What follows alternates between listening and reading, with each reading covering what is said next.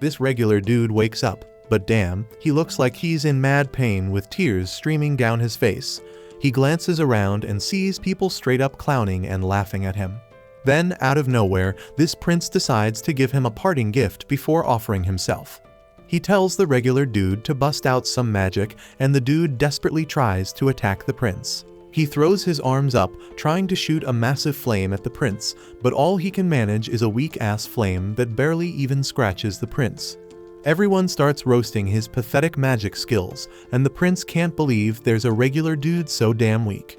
He's disappointed that's all the regular dude could muster. He remembers the words of this wise dude named William Bordeaux, who said that for a mage, the most important things are their lineage, talent, and smarts. But he tells the regular dude not to get it twisted because hard work is a major factor too, and no amount of that can make up for a lack of talent. As he preps his attack, he straight up tells the regular dude that magic isn't going to smile on someone as insignificant as him. He unleashes his fiery magic on the regular dude, who gets engulfed in flames right away. The dude screams in agony as he turns into ash, but then he starts grinning like crazy because he's in awe of the prince's sick magic. He realizes the power behind the magic a noble wields, and he can't help but admire its beauty from his magical perspective. He wishes he learned more about magic and mastered it when he was still alive. With his dying breath, he prays for another shot at experiencing the thrill of such magic. Suddenly, he wakes up and peeps a bunch of maids holding toys all around him. He's like, who the hell are these peeps, and where am I? He thinks they're giant enemies and decides to defend himself. He tries to cast a fire spell, but realizes his hands are freaking tiny. By accident, he casts a fire spell that straight up blasts through the castle roof like fireworks, announcing his birth. A town crier runs through the kingdom, spreading the news about the birth of the 7th prince of the Saloon Kingdom, posting up posters and all that. Everyone in the village is stoked to witness such an epic day. Meanwhile, the maids at the castle are losing their minds over the chaos caused by the newborn baby. But the baby just grins like a little troublemaker, proud of wrecking the castle with his baby powers. Fast forward a few years, and life in the kingdom goes on as usual while some maids search all over the castle for the prince. They scour one part but can't find him, so they decide to move their search to another area. As soon as they leave, the prince sneaks out of his hiding spot, ready to dip from the castle. But then, two dudes pop up and start calling his name. Prince Lloyd freezes and signals them to be quiet so the maids don't hear them. He straight up tells the dude to act like he never saw him, and the dude agrees to keep his trap shut. He asks Lloyd if he wants to roll with them on a hunt, but Lloyd just bounces, leaving the dude talking to himself. Once the dude realizes Lloyd is trying to sneak away, he calls out to him, but Lloyd isn't saying a word. The dude is bummed that the prince has dipped again, but his homie tells him that Lloyd is the 7th prince, which means he isn't in the running for the crown. He can't understand why the dude is going through all this trouble to win his favor. The dude reminds his homie that the prince could speak right after being born, was reading spell books instead of kids' picture books, and even refused breast milk like a true gentleman. He thinks the prince is the reincarnation of the legendary sage William Bordeaux. His homie tells him it's straight up ridiculous to think the prince is a reincarnation of the sage. The prince rushes down the castle stairs and realizes the dude was right about him being a reincarnation. He remembers he was just a regular dude in his past life, but he has no clue because his memories are still intact. While the maids search for him in the castle, he wonders why he got reborn as some privileged 7th son in a royal family. Even though he was born into royalty, he isn't planning on chasing their glory ambitions. He's sticking to his ambitions from his past life and wants to see how much epic magic he can uncover in the palace. He steps into the royal library and gets hyped to see all those magical books stacked on the shelves. He's blown away by the collection because it beats the Magic Academy back in his old life. He grabs a book off the shelf and cracks it open, but bam, someone appears right behind him. Silpha snatches the book from his hands, pissed that he tried to escape from the maids. They start clashing swords, and Lloyd manages to hold his own against her for a bit, but eventually she pushes him back. He tells her he hasn't got a shot at the throne since he's the 7th, so he doesn't need any sword lessons. Silpha tells him there's more to life than just being next in line for the throne. She reminds him that as part of the royal family, he needs to know how to handle a sword. Teaching him sword skills has been her gig for the past 3 years, ever since she was put in charge of his education. Lloyd realizes Silpha won't let up on his training unless he steps up his game. They decide to get back to their sword practice, and Silpha notices that Lloyd is getting stronger every damn day. Lloyd isn't tripping about her compliment because he knows she's holding back. He's low-key using control-type magic to track Silpha's moves, so she's battling a clone of herself. He's straight up cheating so he can ditch the practice and get back to his books. They keep going at it, but Silpha still comes out on top. Lloyd realizes that even though he can copy her moves, she still outmatches him in arm strength, stamina, and height. Copying her techniques isn't enough. He's at a disadvantage and bound to lose. He decides to experiment with cheating to level the playing field. He uses magic to extend his sword length and boost his physical strength. He even uses levitation to make up for the height difference. He goes back at it with Silpha, and this time he can keep up. He's confident his magic enhancements will lead him to victory. They keep sparring, but Lloyd decides to play his trump card and pull off an unexpected move. He unleashes his trace magic, mimicking Silpha's every move, and tries to strike her from behind. Silpha looks hella surprised, and Lloyd is stoked because he thinks he's got it in the bag. But Silpha blocks his attack. She wonders if he's cheating, catching him off guard, and she knocks his sword out of his hands. She's surprised he thought she wouldn't catch on to his cheating game. She tells him he's mad skilled for trying to compensate for his weaknesses. She's shocked he can handle 2 spells at once, something most court magicians can't even pull off. She advises him not to rush his growth, but to take it at his own pace.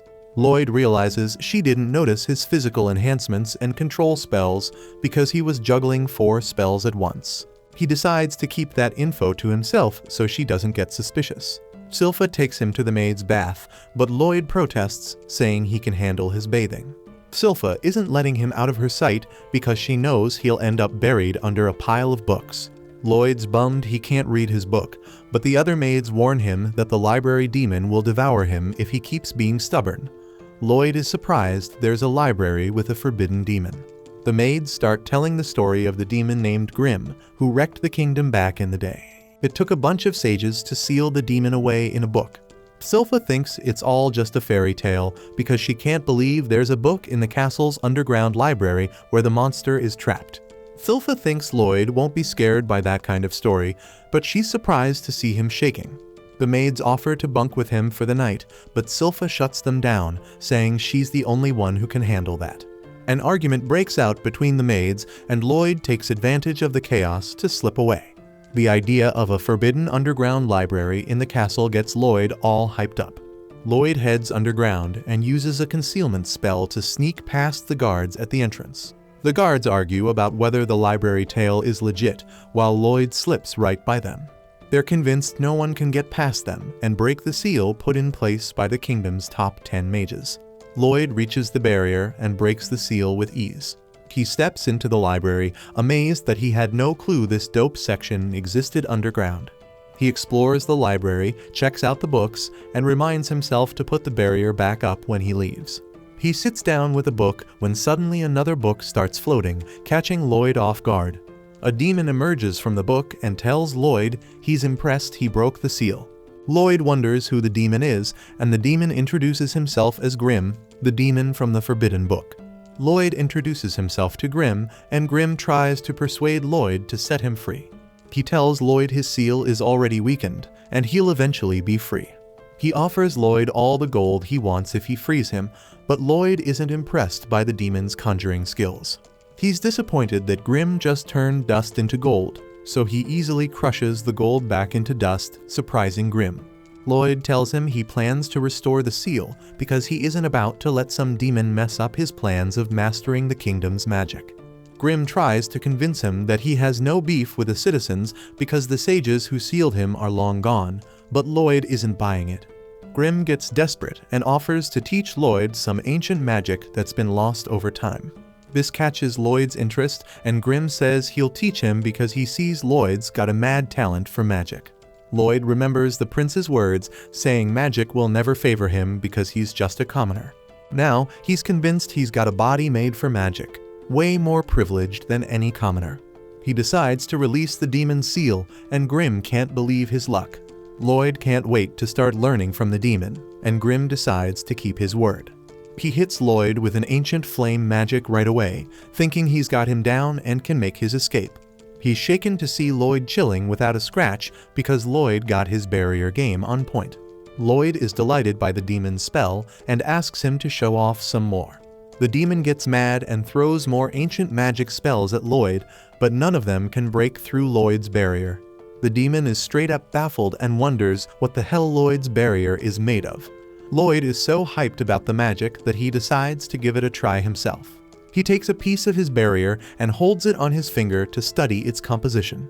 He's eagerly waiting for Grim to bring the heat when suddenly Grim sprouts a second mouth and starts chanting.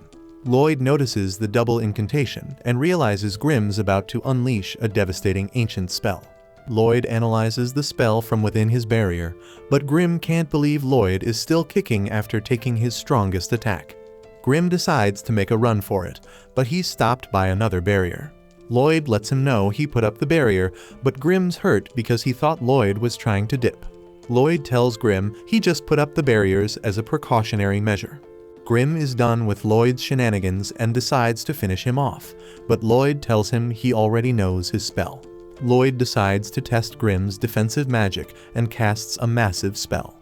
Grim can't believe Lloyd has such a huge mana tank. He tries to dodge the fire spell, but he gets roasted to a crisp. Lloyd wonders why Grim couldn't dodge his attack, and Grim can't believe Lloyd's ego is through the roof. Lloyd takes care of the library's damage, and Grim is dumbfounded because Lloyd restores the room flawlessly. He starts treating Lloyd with respect because he's blown away by his skills. Lloyd knows you can't take out demons with just magic, so he decides to push Grim's limits. But Grim backs away with fear. He ends up surrendering and offers to be Lloyd's servant. He asks to be Lloyd's familiar, and Lloyd agrees instantly, but Grim feels like Lloyd sees him as some lab experiment. Lloyd tells him he stands out too much and asks him to transform into something smaller. Grim transforms into a cute little demon to butter Lloyd up and catch him off guard. Lloyd asks him to hop into his coat, and Grim can't believe Lloyd is dumb enough to let him get close. Grim plans to attach himself to Lloyd and take over his body, but when he touches Lloyd, he's shocked by how dense Lloyd's mana is. He realizes he can't control him and decides to be obedient because he knows he isn't standing a chance. Lloyd uses the opportunity to read all the books in the Forbidden Library.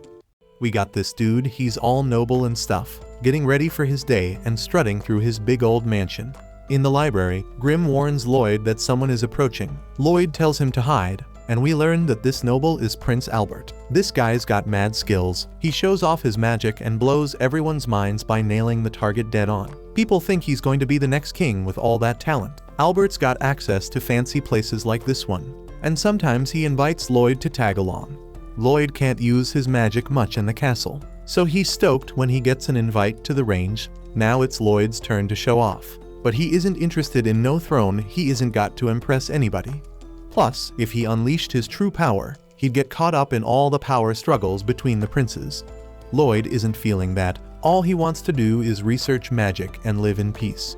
Grim wonders what he will do about the demonstration, so Lloyd explains that he will simply make his fireball curve so that they only graze the targets. Lloyd makes it sound easy, but Grim knows that's some next level skill right there. Lloyd starts blasting away, barely grazing each target. The crowd's all disappointed, but Grim's like they should have known how ridiculously hard it is to control magic like that. Lloyd doesn't even pay them any mind, though he's too busy thinking about how he can improve his technique. Albert seems like he knows something, but he keeps his mouth shut and tells Lloyd to hang out while he takes a break. Lloyd is on cloud 9. He's got so many things he wants to try out. First up, he wants to give that dual incantation a shot, just like Grim did. But Grim's all freaking out, saying it's impossible. Only demons with extra mouths can do that stuff. Lloyd thinks he's got a solution, though it works, but Grim's all shocked, saying no sane person would ever try to merge with a demon. Lloyd did just that. He tells Grim to go ahead and cast an infernal fireball. Grim declares that this will be a piece of cake for a demon of his caliber, but he freaks out when things don't go the way he planned. Grim is terrified and wonders what Lloyd did. Lloyd explains that it was just a spell stack. I compress incantations by reciting a bunch of them at once. Lloyd's able to cast spells way faster that way. And get this, he takes it to the extreme, casually dropping that he recited like 100 spells in each line of the incantation. Grimm's straight up stunned, can't believe how chill Lloyd's acting. He points out that even as a powerful demon, he can only stack 2 or 3 lines at a time. Lloyd moves on to the next test and realizes he can talk out of both mouths now. Grimm's panicking, thinking Lloyd's going to pull off 2 advanced spells at once, but Lloyd shuts him up. Suddenly, this immense power surges through Lloyd as he unleashes the Infernal Fireball and Water Bolt spell. Grimm's panic levels hit an all-time high because he realizes Lloyd's mixing 2 crazy advanced spells. The mana's off the charts, and Lloyd's pumped to see what this dual incantation can do. He figures he can't release all that power on the ground, so he just shoots it up into the sky. Even then, the display of power is so intense, you can see it from miles away in the castle. Some of the servants aren't too happy that Albert's hanging with Lloyd because they think he's just a kid who sucks at magic. But Albert shuts them down. He reveals that Lloyd intentionally grazed all the targets perfectly. It was all part of the plan. Albert calls Lloyd a freaking genius. Albert predicts Lloyd could become the Grand Sage, the ultimate wizard, and he hopes they can be allies. The servants are sure that he will be able to convince him, but Albert points out that he just wants to get along with his little brother. Albert predicts that Lloyd probably already knocked down all the targets, but the servants once again doubt Lloyd's ability. They think there's no way this kid could take them down so damn fast. And then one of the servants is like, "Why is it so dark outside?" We find out why when Grimm's shaking in fear after seeing Lloyd blow a freaking hole through the atmosphere. Lloyd starts panicking because he doesn't want anybody to find out, but luckily things go back to normal. That was some insane stuff. Grimm's straight up terrified and starts wondering who the hell Lloyd is. The next morning, Grimm gets fed up with doing all these ma duties for Lloyd. But then he calms down and reminds himself that he has to keep Lloyd's body clean and healthy because he's going to take it over later. Yeah, it's some weird possession stuff. The tear in the sky makes it to the newspaper, but nobody knows what the hell caused it. Lloyd's probably got some serious ADHD because he's already moving on. Now he's all hyped about this new story about high-ranking adventurers. They cleared out some crazy hard dungeon and came back with mad treasures and magic items. Lloyd thinks that sounds hella fun, so he decides to go to a dungeon himself. Grimm's like, "Lloyd, if they find out you're gone, it's going to cause a freaking panic." But Lloyd's got a solution up his sleeve. Grimm's all confused when Lloyd pulls out an acorn. But then his confusion turns into amazement when Lloyd uses that acorn to make a wooden copy of himself. And get this, it's not just a basic replica. Lloyd made it all complex and gave it nerves and stuff. So, it not only looks like him, but can also do simple movements on its own. This still isn't enough, as Lloyd points out that he would have done this sooner if it was sure to work. Turns out the real problem is Selpha. Whoever that is, we see how she's obsessed with Lloyd, noticing every little change in him. This silly wooden dummy he made won't fool her, but Lloyd's got another solution. He heads outside, and we see he left Grimm in charge of the replica while still being able to talk to him through his hand. The maids think the replica's adorable, but Grimm's thinking about how insane Lloyd is. Lloyd transferred Grimm's soul into the replica and somehow incorporated his soulless body into his hand. Lloyd leaves the rest to Grimm, and Grimm's all impressed by how real the replica feels. Soon enough, Grimm realizes that Lloyd isn't there to stop him, and he starts getting some wicked ideas in his head. Just then, Lloyd tells him how much he enjoys having Grimm as his familiar, and that brings tears to Grimm's eyes. Lloyd wonders if something is wrong, but Grimm just tells him to hurry up and finish with the dungeon. Lloyd realizes that he doesn't know where to find a dungeon, and Grimm notices that it looks like someone is being attacked nearby. It isn't the case. The seemingly helpless chick turns the tables on her pursuers and straight up wrecks them. She shows off her badass fighting skills, and Grimm points out that she must be a martial artist Lloyd has read about. She's using some breathing technique that lets her tap into this energy called ki and gives her insane strength. Somehow, she can sense their presence, but Lloyd's cool with it because he wants to learn more about her technique. He begins to panic, though, when Grimm points out that she might recognize him as the 7th prince. Lloyd goes all quiet, and the girls think he's an enemy, so they start heading their way. Lucky for Lloyd, he manages to change his appearance just in time and introduces himself as Loberto. Lloyd used some spell that let him transform into someone he'd seen before. He combined his looks with this dude Albert, using some fancy dual incantation to come up with a whole new appearance. The girl introduces herself as Taoe, and Lloyd's all worried that she might be onto him because she isn't turning away. Turns out, Tao is freaking because she thinks Loberto's a total hottie. She spent her whole damn life training for this shit, escaped some dojo and became an adventurer in search of romance, but no luck so far because most dudes prefer them weak-ass priestesses. Her time has finally come, though, so she vows to make Loberto her boyfriend. She looks pretty busy, so Lloyd decides not to ask her to clear a dungeon with him, but she jumps at the chance when they enter a dungeon. Tao is eager to show him her fighting prowess, but our boy Lloyd is too busy obsessing over some glowing rocks. Tao was impressed by how much Lloyd knows about her breathing technique, and she explains that it's all about breathing when it comes to using a ki. You have to breathe right to fill your whole body with ki, and that's what lets you unleash superhuman strength. The problem is, it takes a ton of training just to start feeling the ki in your body. That is why Tao recommends that Loberto spend his time finding the key to her heart, but Lloyd just brushes off her cheesy joke. He surprises Tao when he starts using the breathing technique himself. He explains that he just copied her, but she warns that if he's not used to it, he will feel like his lungs are burning. But Lloyd, being his crazy self, keeps going with the technique, and he's shocked when he starts feeling that energy inside him. He gets all hyped because he knows he can use this power for sorcery. Tao decides that she will help him learn about keys and instructs him not to stop the breathing technique until they leave the dungeon. Back at home, Grim thinks Lloyd's nuts because he's got this comfy life. But Lloyd doesn't give. All he cares about is learning more about sorcery. Things are going smoothly for Grim, but he gets a shock when Sulfa shows up in the dungeon, blasting keys and taking down the boss. They get rewarded with a chest, but Tao's like, if this dungeon isn't big, the loot isn't going to be good. They check out the chest, and Tao is amazed to see that Loberto's already mastered the breathing technique in such a short time. She knows she hit the freaking jackpot. If she can get Loberto in on some student-teacher action, her guardian won't have a choice but to accept him as her fiancé. Tao was about to pop open the chest, but Lloyd's got to save her because it's got a deadly trap. Some monster dude jumps out, and Lloyd's like, is this the real boss of the dungeon?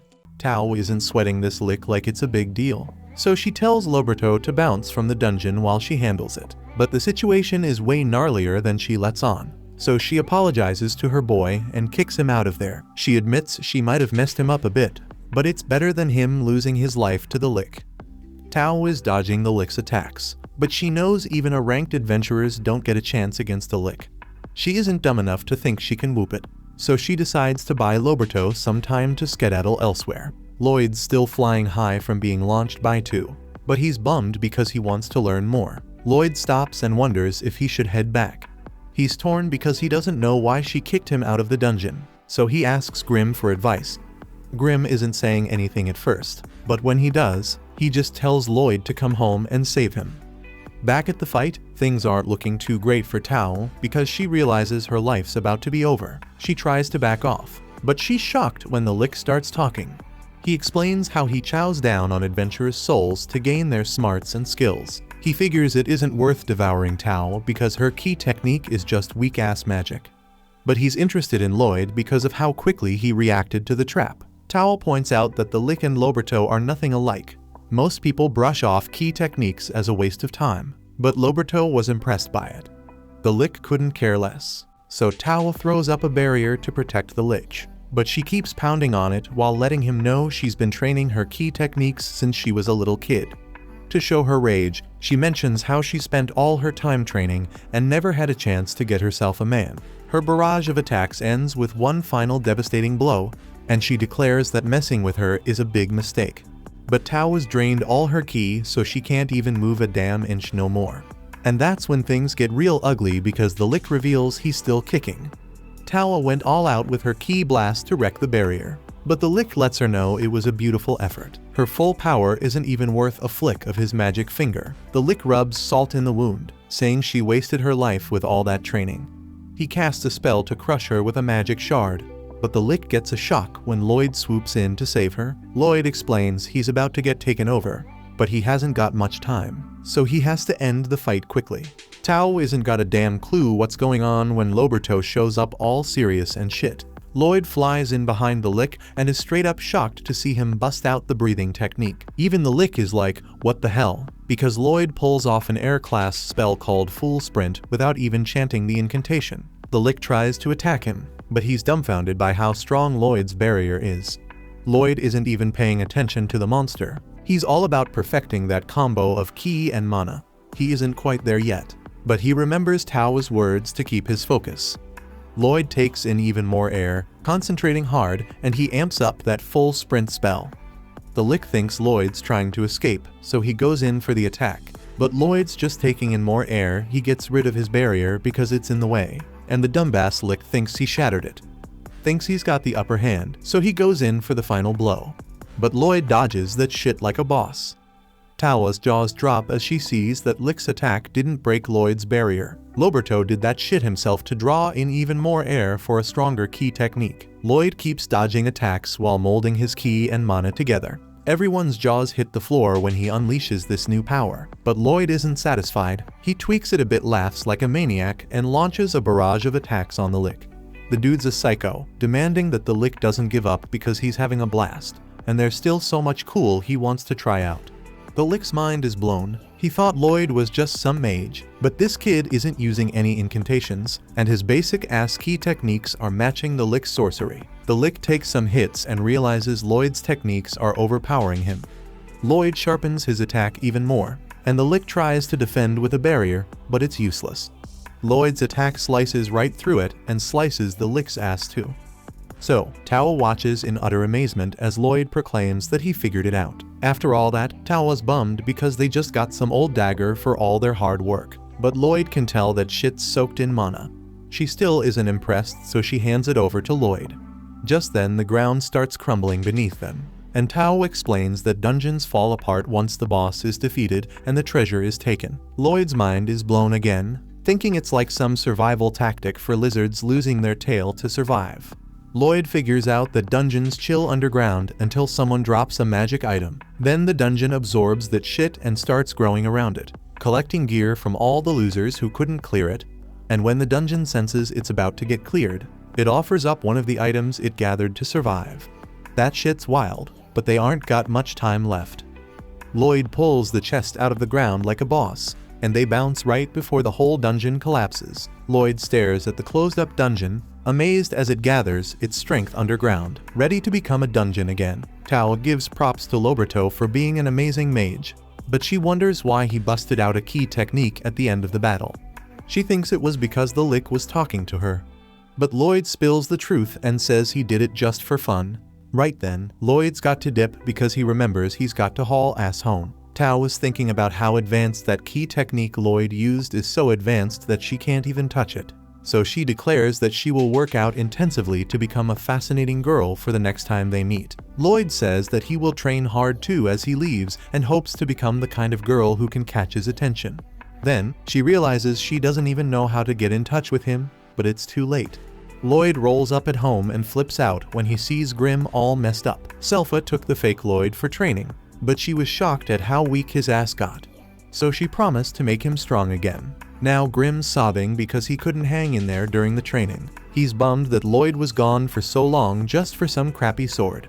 But Lloyd schools him and says it's a damn treasure. He soaks it in hot water and scrapes it to reveal that it's been treated with mana essence. Mana essence is hard to come by, and enchantment spells are difficult to do. They use mana essence to write magic formulas on weapons to make them stronger. But if that shit fails, both the essence and the weapon go to waste. Because mana essence is rare as hell, Lloyd decides to analyze the shit he scraped off the knife so they can make their own. He uses a purification spell to see what's in it, and it turns out to be oil silver, and something called hematite. That hematite is made from grinding a monster's core, so it's pretty rare. But they can get some from the dungeon chest. All they need now is oil and silver.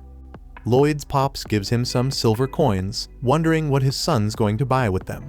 Lloyd and Grim head to their hideout and melt that silver down. After that, Lloyd makes a bet with Selpha. If he can land a hit on her, she has to hook him up with some oil. Lloyd pulls off some badass magic moves and gets ready to win that bet, but he loses track of where she's at. Selpha straight up shows her skills and takes the win in the fight. And get this, she's all cool about it and even hooks the dude up with the oil because she's just glad he isn't as weak as before. But Grimm's spying on them and he's pissed because she basically called him weak. He can't believe she managed to beat him, even without magic.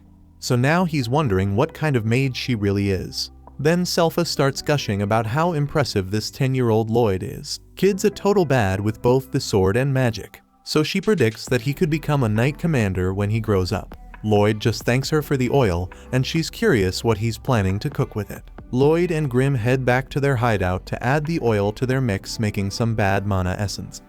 Next, Lloyd asks Albert for some weapons to test his enhancement magic. Albert finds it hella cute how much Lloyd loves magic. So he asks his crew which one of them wants their weapon boosted by his adorable little. They all jump at the chance, but let's be real.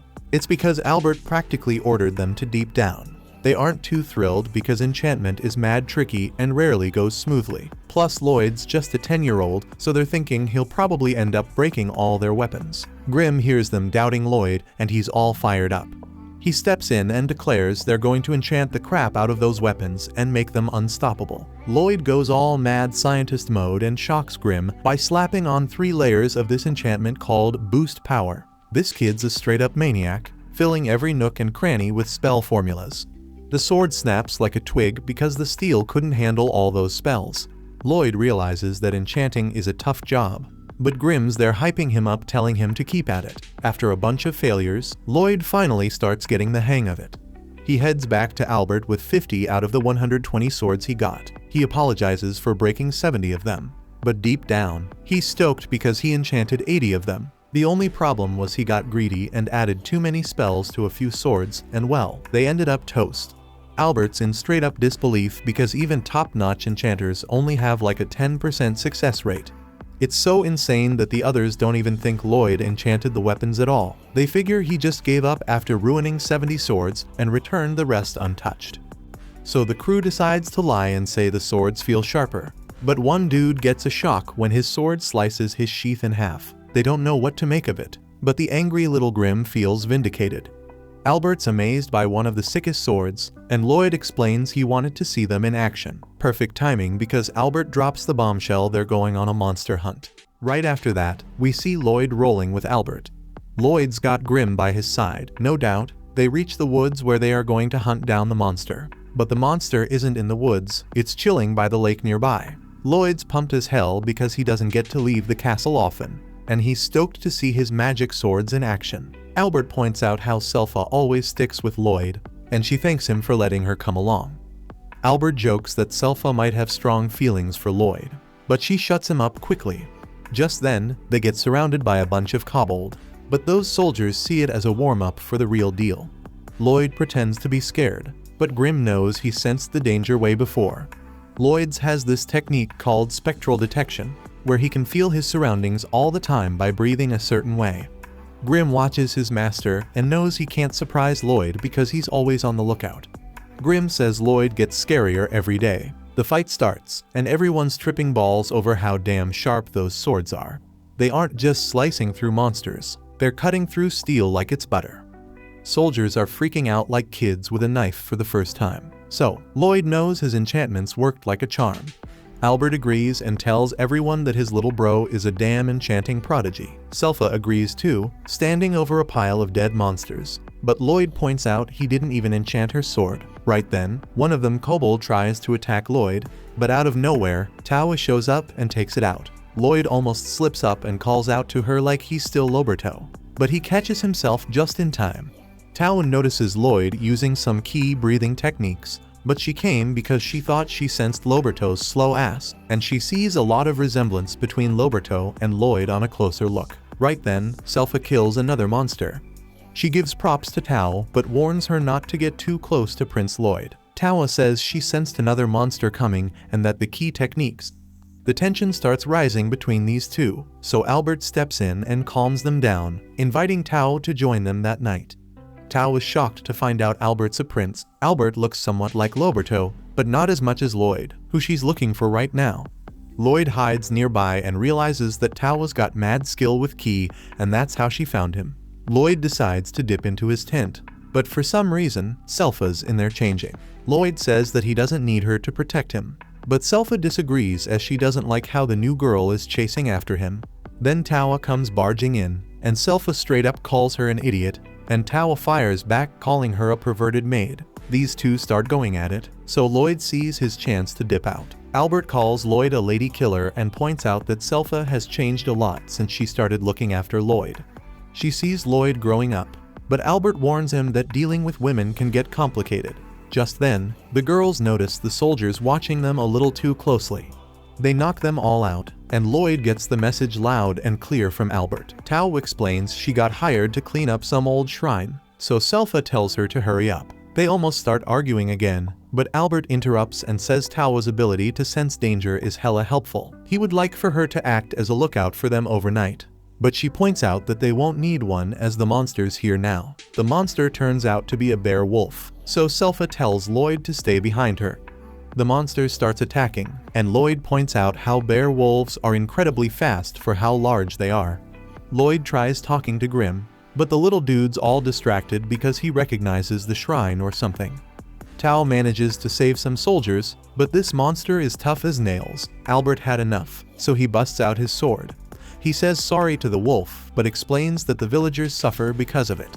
Albert swings his sword while chanting some words, and he unleashes a crazy powerful attack that obliterates the monster. Everyone's mind blown that he took it out in one shot. But Albert points out that his attack is not normally that powerful. It's all thanks to the enchantment Lloyd put on his spellbound sword. Lloyd thinks about how he added a little extra sauce to Albert's sword.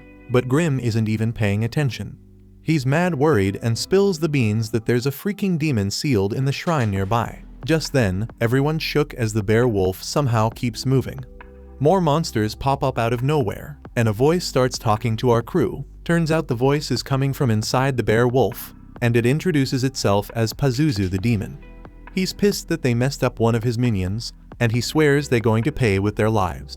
Pazuzu sends his minions to attack, and they aren't anything to slice up because they heal up instantly. Tao swoops in and saves Albert, and he figures out that the demon's calling the shots for all those minions. Lloyd wonders if the demon knows Grim, but no, they aren't tight like that. Grim breaks it down. Pazuzu can transform his mana to control those monsters. He makes them think he's their master, but for real, his mana acts like strings pulling their puppet strings. He can even supply mana through those strings, which is why they keep healing up. Grim gets serious and says things are going to get ugly if they don't take Pazuzu down.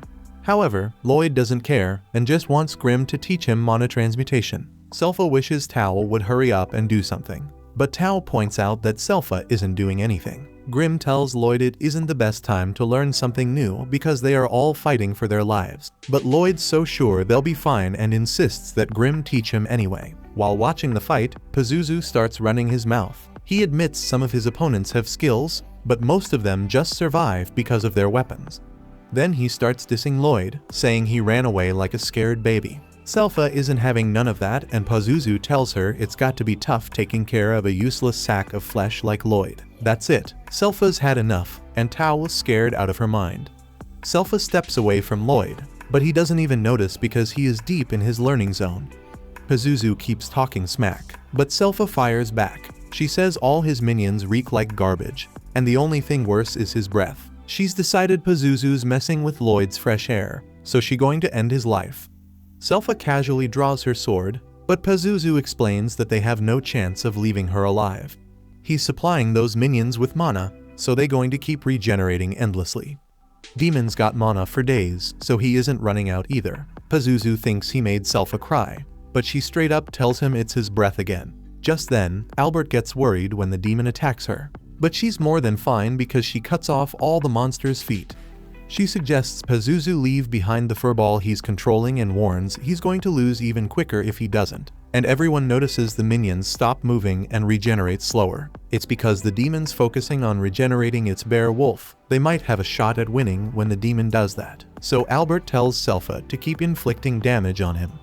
She gets ready to do it, But Pazuzu thinks they're playing themselves. Meanwhile, Grim wraps up his lesson for Lloyd. He explains how Pazuzu must be a real pro at mana transmutation because it isn't easy, even for a badass demon. Grim tries to show Lloyd how to control mana, starting with adding some color to it. Then you have to shape it and add sense. Grim struggles with it, but he's hella shocked when Lloyd reveals he shaped his mana into a flower and even added a scent. Grim can't believe how perfectly he did it already, so they both take a moment to enjoy the smell.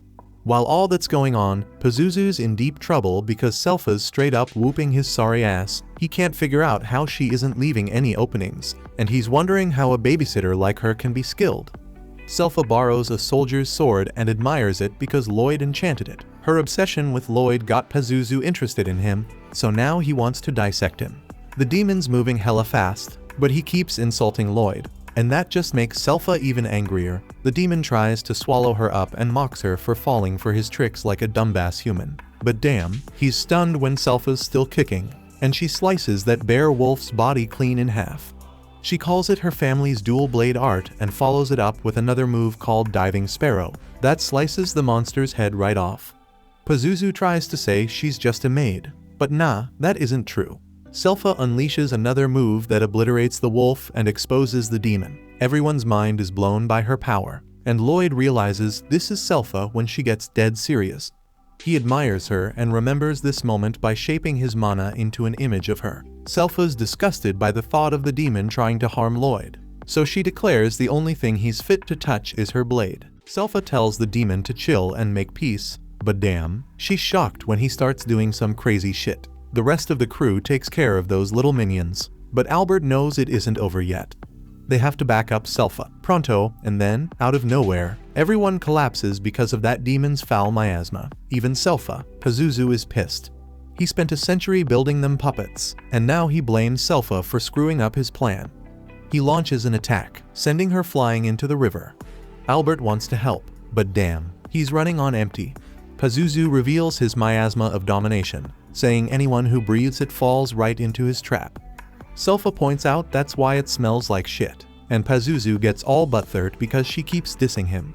He tries to attack Selpha again, but Tawa steps in and blocks that shit. Selpha tries to play it cool, telling Tawa to run, but she's hurt badly and collapses. Pazuzu is impressed as hell. Selpha took a heavy dose of his miasma and still defied him like a boss. Even the monsters he controlled fell under his power in less than 30 seconds. But Pazuzu is mad and curious about Tawa. She isn't under his control, and that's tripping him out. Tawa pushes him back, but he manages to capture her. Pazuzu thinks she's some kind of breathing master, resisting his miasma and all. He is correct, but things get bad for Tawa when her breathing is interrupted. Pazuzu points out that she could have just run away, but this weirdo assumes that she stayed because she wanted to become his minion. She pushes the demon away and tells him she's waiting for a total hottie. She's done playing around, so she busts out this crazy powerful attack. She realizes she went a bit overboard and needs to steady her breathing before the demon strikes back. But she's got even bigger problems because one of the puppets comes at her. She's shocked they regenerated so fast, and the demon wonders who this hottie she's talking about is. Pazuzu's done with all the talking and unleashes his ultimate domination miasma. He thinks she's going to be under his control for sure now. But Tawa realizes something big, that hottie she's been talking about. He's closer than she thought. She can still sense him through all of Pazuzu's miasma, and it gives her hope. Pazuzu is still clueless about who she means, so Tawa spills the beans. The hottest dude is coming to wreck him. Sadly, her time's up, and that puppet monster straight up devours her. Now Pazuzu's focus is all on Selpha. He thinks she'd make a sick addition to his crew of minions. He knows it won't be easy to get her under his control, but her strength makes it worth the effort. Pazuzu plans to drown her in miasma, and Lloyd figures that's how he controls the bear wolves. Pazuzu patted himself on the back, bragging about how he killed their folks and replaced them in the pups' minds with his miasma. He's feeling unstoppable, claiming nobody can defy his dominance. But then Lloyd calmly calls him out, saying Pazuzu's a piece of shit. And Pazuzu's mind is blown when he sees Lloyd moving around in his miasma. He demands answers, but Lloyd doesn't even know who he is. Pazuzu's even more shocked by that, but then he realizes Grim is a demon too. He can't wrap his head around why a demon would protect a human, and Pazuzu straight up disses Grimm, calling him cute. He's ashamed of being a demon, or so he says, but Grimm's had enough. He's tempted to see Pazuzu torn to shreds. So Pazuzu sends his scary-ass demons to attack. But Lord is pumped because he wants to test out his new power to transmute shit. The problem is, there are a ton of monsters, so Grimm tells Lloyd he'll have to use up a big chunk of his mana. Lloyd figures out the right amount, and Grimm's amazed because he always struggled with that shit. Lloyd envisions something calm and warm, and Pazuzu's mind is blown again when Lloyd easily breaks his hold over the bear wolves. Grimm calls them all weak, but Lloyd points out that even he might have fallen under his mana's influence. Lloyd has one of the bear wolves spit out Taoe, and he's relieved she's alright. Pazuzu still can't believe how Lloyd turned all his mana into a field of flowers in a split second. He's convinced Lloyd must be some badass sorcerer. Pazuzu tries to control his minions again, but Grimm tells him it's too late. The bear wolves remember their monster pride and how Pazuzu offended their parents. The pissed off bear wolves attack Pazuzu, and Lloyd's blown away by their group attack. It's hella powerful, and no puppet could replicate that shit. Pazuzu shows he's still a strong demon and punishes the bear wolves for coming at him. He isn't regretful about killing their folks, and he insults them, calling them mangy mutts. Pazuzu's pissed now, saying this is what happens when someone defies him. He claims Lloyd's spells don't mean shit because they're useless against a demon. Lloyd remembers Grimm saying the same shit. Magic can't straight up eliminate demons. So Grimm explains it's because it's never happened before. Then Pazuzu starts bragging about showing off his true power now that he isn't feeding his minions with mana. Lloyd isn't even paying attention because he's too damn curious about why magic can eliminate demons. He figures demons must be hella tough to wipe out completely, but that just amps up this crazy kid's excitement to find out what it'd take. Pazuzu is straight up horrified when he sees the dark power coming from Lloyd's body.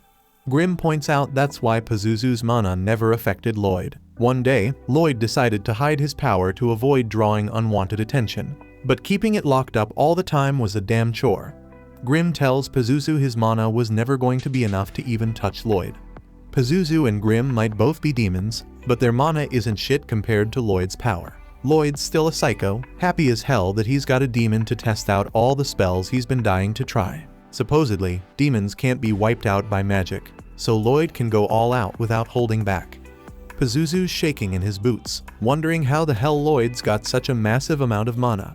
He thinks he must be trapped in some freaky-ass nightmare, and he's shocked when Lloyd tries to trap him in a barrier.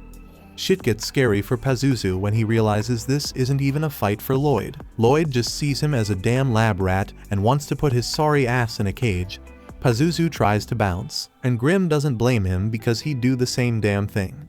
Lloyd's having a blast unleashing some of his power, while Pazuzu's hauling ass to avoid getting caught in the barriers Lloyd's throwing up. Pazuzu's barely escaping, so he begs Lloyd to cut it out. Grimm watches in awe, wondering how the hell Lloyd can cast so many spells at once. Lloyd says he can do about 20, but when he teams up with Grimm, they can cast even more. Life gets tough for Pazuzu because now he got to dodge even more barriers, and he's wondering how the hell Lloyd can chant so damn fast. Pazuzu pats himself on the back for dodging so much, but that doesn't last long because Lloyd uses a spatial spell called Dimensional Enclosure. Lloyd points out that he has him now, so Pazuzu tells the psychotic sorcerer to let him go. Lloyd refuses and points out Pazuzu has done terrible things to the bear wolves. Not only did he off their parents, but it's clear Pazuzu did a bunch of chimera experiments on them. Pazuzu begs to be set free, claiming he's the demon meant to rule the whole damn world. But that doesn't work, so he offers to boost Lloyd's status when he takes over. Yeah, that doesn't work either. So, then he begs Lloyd to chill out. He's never been hit with magic from someone as powerful as Lloyd, so he's scared as hell he might die. Lloyd tuned out this dude a while back because he's just spouting some crazy shit. Pazuzu keeps begging for his life, but it's too damn late because the magic's already going down. Lloyd figures he's cranking out 240 spells a minute right now, and damn, he's amazed by how dope it looks, so he decides to keep it up for another solid 30 minutes. But not even 5 minutes later, Lloyd's worried the demon might already be toast. Grimm explains that sorcery messes up demons like how shitty sounds and bright lights mess up us humans. But the sheer amount of magic Lloyd unleashed on Pazuzu fucked him up big time. Pazuzu's falling apart, thinking about how he spent a whole century raising them monsters. He was supposed to rule the world, but it all got shut down by some kid who wanted to experiment on him. Lloyd's already over it, which just adds insult to Pazuzu's injury. Then, out of nowhere, Lloyd's shocked to see everyone's already waking up. He can't let them find out about his insane power, so he bolts to come up with an excuse. Grim tells Pazuzu that he's figured out people don't want to follow leaders who bitch about how hard shit is. They want to kick it with someone who's having a good time. Lloyd's always doing what he wants when he wants, so that's probably why folks flock to him. Grim remembers to keep up his tough guy act and explains he isn't like the ones flocking to Lloyd. He's just building up his strength so he can get revenge on Lloyd someday. In this case, Pazuzu decides to trust his world domination dreams to Grim. Grim's down and happy to see Pazuzu's manas helping him recover a bit. Lloyd comes up with an excuse, telling everyone some dude named Loberto showed up, defeated the demon, and saved them all. Tao overhears and wonders where Loberto is. The whole town celebrates the return of the badass Prince Albert. They think Lloyd's a cute kid, but he isn't shit compared to the great Albert, and that pisses off Selpha. The king is impressed with Albert and wonders where the two adventurers who helped them are. Albert explains Loberto was never actually seen, but we get a glimpse of what happened to Tao. She got suspicious when she realized she was wearing Lloyd's poncho, so Lloyd just tricked her into leaving by saying Loberto was nearby. The king's Hela is interested in this Loberto person, but Albert shocks everyone by saying Lloyd did the most in the hunt. They only survived because of Lloyd's enchanted weapons, so Albert thinks Lloyd should be part of the royal succession. Everyone in the room is straight up dumbfounded because Albert thinks Lloyd would be perfect for the damn throne.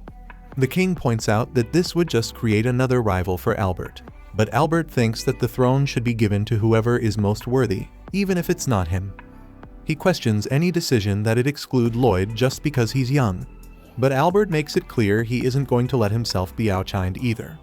The king's pumped about this crazy turn of events and asks Lloyd if he's down for the struggle. He wants to know if Lloyd's going to stand with his brothers in the quest for the throne. Everyone's mind blown by this epic moment, but Lloyd's just chills and declines calmly.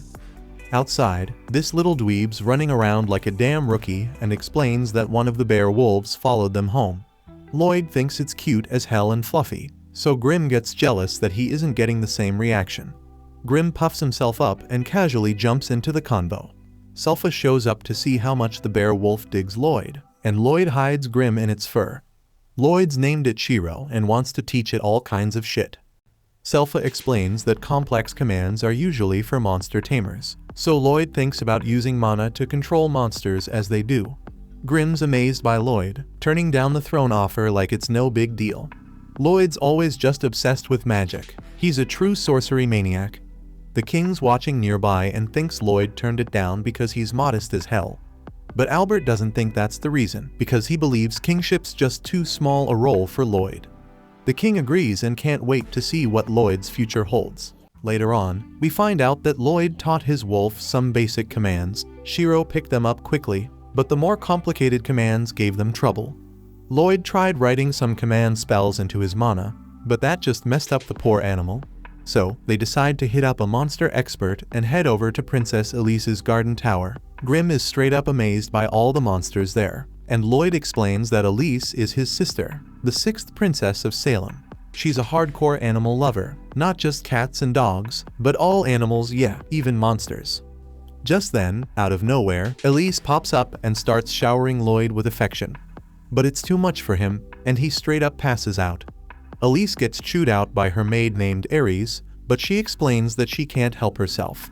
Lloyd is impressed when Elise can tell that Chero is a bear wolf, but she seems kind of nuts, and Selpha starts doubting if she can help them.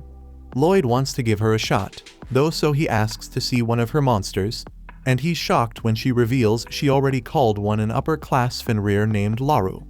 Grim's mind is blown because that's a seriously high-level bear wolf. Lloyd can't wrap his head around how this monster slipped past his detection. But what's even crazier is that he has no idea when Elise gave the command. The Fenrir knew to creep up behind them and even snatched Selpha's headband. Elise gave it some complicated orders, and she did it without showing a damn thing. This gets Lloyd pumped, so he begs Elise to teach him how to talk to Shiro. Elise says it isn't going to be easy, but Lloyd likes it better when things aren't simple. She agrees to teach him, but she drops a bombshell when she says that the key to talking to animals is love. She claims that love helps him understand any monster, and to prove her point, all the animals in her tower come and give her hugs. Ares thinks it's a waste of time learning from Elise because she's just a natural, but Elise says anyone can learn. She gives another demonstration, but this time the animals go a bit wild with everyone. Selpha's shocked to see that Lloyd seems interested in love, and she daydreams about him asking her to teach him more. But in reality, Lloyd realizes that he's been trying to give orders to Shiro, while his sister isn't giving any commands to her animals. Instead, she's just sharing her will when she talks to them. Lloyd notices that her mana isn't coming from her hands, but it's flowing straight from her head to the animals. That means she can connect with them subconsciously through mana, showing them exactly what she wants. Lloyd figures out that instead of giving orders, he's going to try sharing a mental image of his will. Lloyd straight up pulls it off, and everyone's mind is blown when Shiro does the trick Lloyd was trying to teach him. Lloyd celebrates with Shiro, and Ares determines that he must be gifted. The technique he's using is exactly how monster tamers share their will. Selpha's impressed too, but she's a bit let down because it didn't go down the way she imagined. Elise isn't happy about it and says it's supposed to be about love, not all this complicated will sharing stuff. Lloyd breaks it down even more, and it just makes everyone fall head over heels for him. Lloyd is glad that he finally figured out how to connect with monsters, and Selpha declares that it's time he put that much effort into his sword training. Luckily for Lloyd, Albert shows up because he needs to talk to the boy. They start arguing about who's going to take Lloyd, and Albert says he wants to introduce him to someone. It's Lloyd's older brother, Diane, one of the 4 princes. Diane heard about Lloyd enchanting Albert's sword, but he shocks Albert when he says he finds it hard to believe. So, he wants to see if Lloyd's just full of it. Albert gives a little backstory about how Diane studied something abroad, which is why he's into enchanting. But Diane's done with the small talk and says he's got everything set up to test Lloyd's enchanting skills. As Lloyd starts the process, Diane seriously doubts he'll pull it off. Enchantments are already a tough skill, but Lloyd trying to apply one to a spellbound sword like Albert's is straight up insane. That's on a whole nother level than what they do abroad. Diane thinks he's got to teach Lloyd a lesson for lying, but he's dumbfounded when Lloyd finishes. Albert understands why Diane is shocked because even a newbie can tell Lloyd's technique is unique. Diane's speechless and wonders what kind of spell engraving Lloyd came up with. It's got reinforced strength, elasticity, self-cleaning, and even self-repair. Diane's skepticism quickly turns into hype because he realizes Lloyd might be able to help him achieve his ultimate dream to create the ultimate spellbound sword. Regular enchanted weapons can't even compare to what he's got in mind. Diane wants them to engrave the spell into the weapon while they forge the steel. That way, they can use more advanced magic than usual. They'll create a super weapon that only an enchanter and a smith working together can make. Diane spills the beans that he was always super into sorcery when he was growing up, but it didn't work out because he sucked at it. But spellbound swords are dope because anyone can swing them and they can do some badass magic type stuff. His goal is to make their country a place where everyone can use magic by swinging spellbound swords. Lloyd isn't too concerned about all that, but he's damn interested in the production process. Lloyd agrees to help, so Diane explains he wants a sword that shoots fire when swung. To make it happen, Lloyd suggests using the enchantment called Pyrolance. The problem is, the casting formula for that requires 14 parts, but a spellbound sword can only hold a max of 5. Lloyd's solution is to compress that formula into 2 parts. He compresses it and gets ready to apply it to the steel Diane's foregoing. But both of them are shocked because just the application shatters the steel. Lloyd tries to brainstorm some solutions, but the steel keeps breaking. Lloyd feels crappy because he wasted so much mana essence, but he can't figure out what's going wrong. That's when Grimm notices something about the mana essence and brings it to Lloyd's attention. Diane encourages Lloyd to keep trying since he got a bunch of mana essence for cheap anyway. Lloyd purifies the mana essence and finds out it barely has any hematite in it. Enchanting spellbound swords require a higher concentration of hematite, but this stuff, made from monster cores, is pretty rare.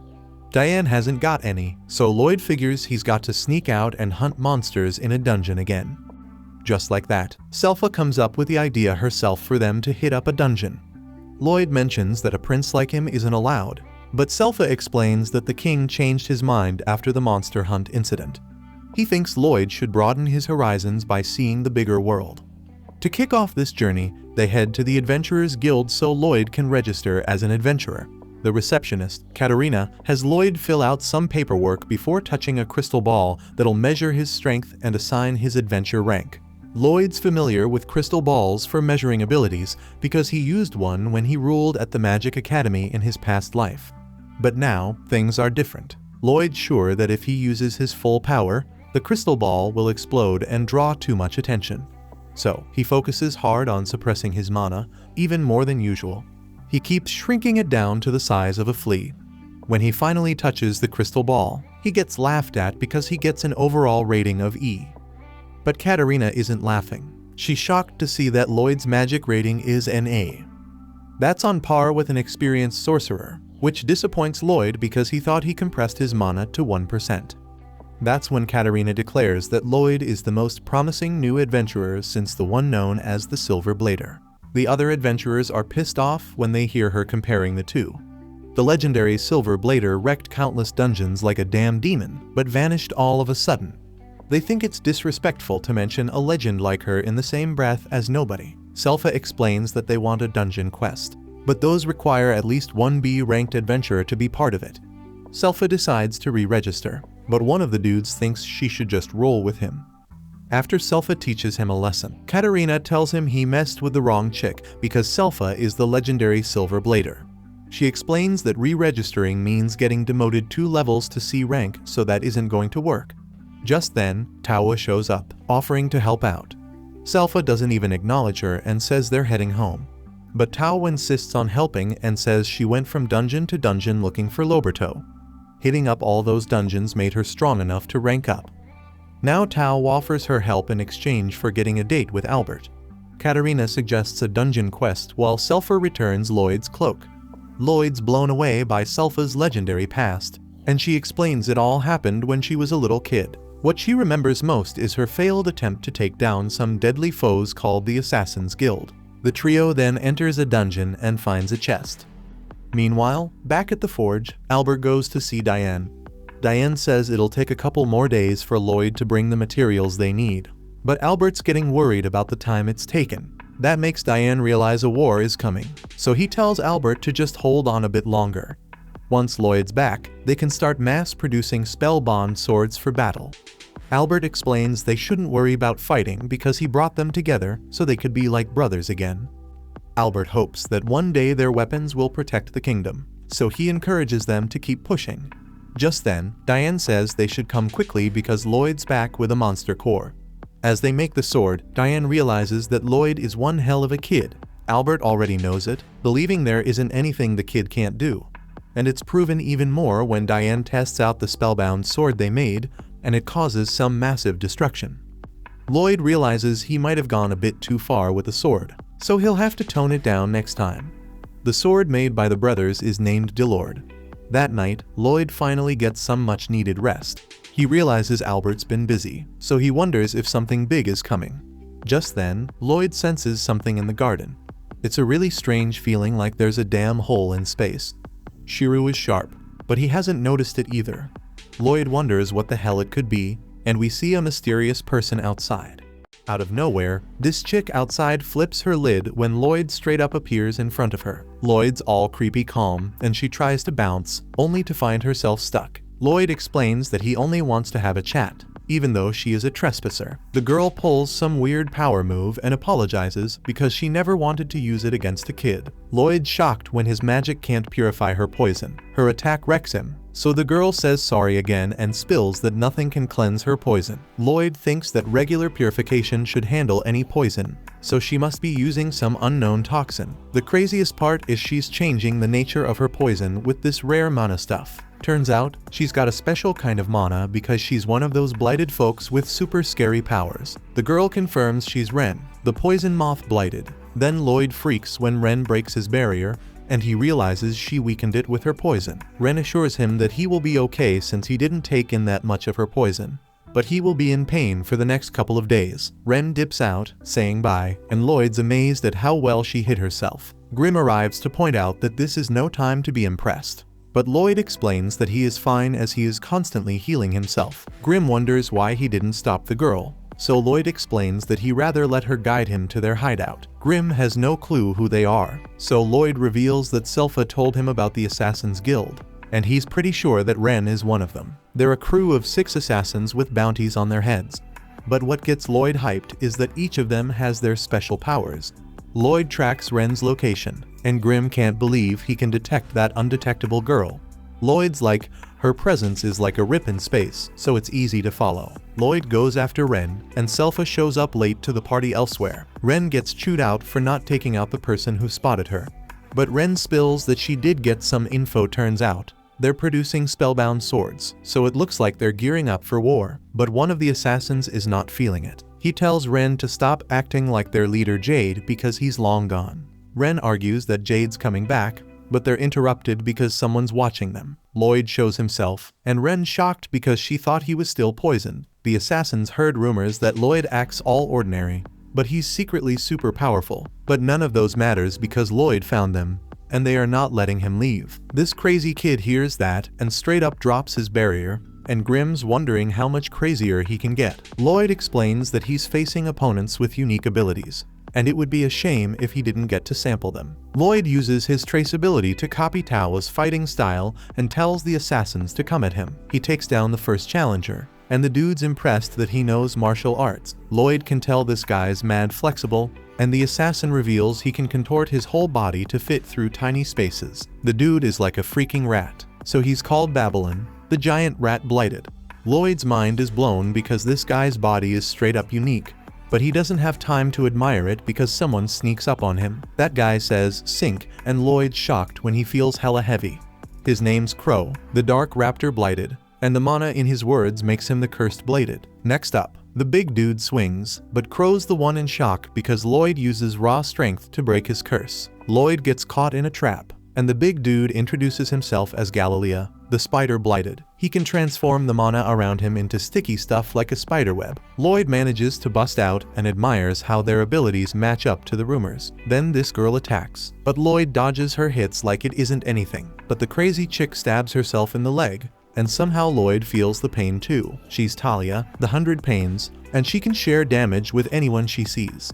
She's the pain blighted, and Lloyd's like, damn, how the hell does that work? Intros are done, and Talia's all pumped because she thinks she taught Lloyd fear, but she's shaken when Lloyd reveals he isn't scared. But here's the real shocker. Lloyd heals both their stab wounds in a flash, even though they were deep. This kid on another level, wondering what would happen if he hurts Talia. When he heals himself, she gets healed too. So he's thinking if he messes her up, he'll feel it too. Lloyd uses magic to make blades out of some ratty cloth and copies Selpha's fighting style with Chaz. Now this little psycho tells the assassins to get ready because he wants to see how they defend. The assassins start freaking out because he looks just like this swordswoman who traumatized them before, and they are straight up terrified.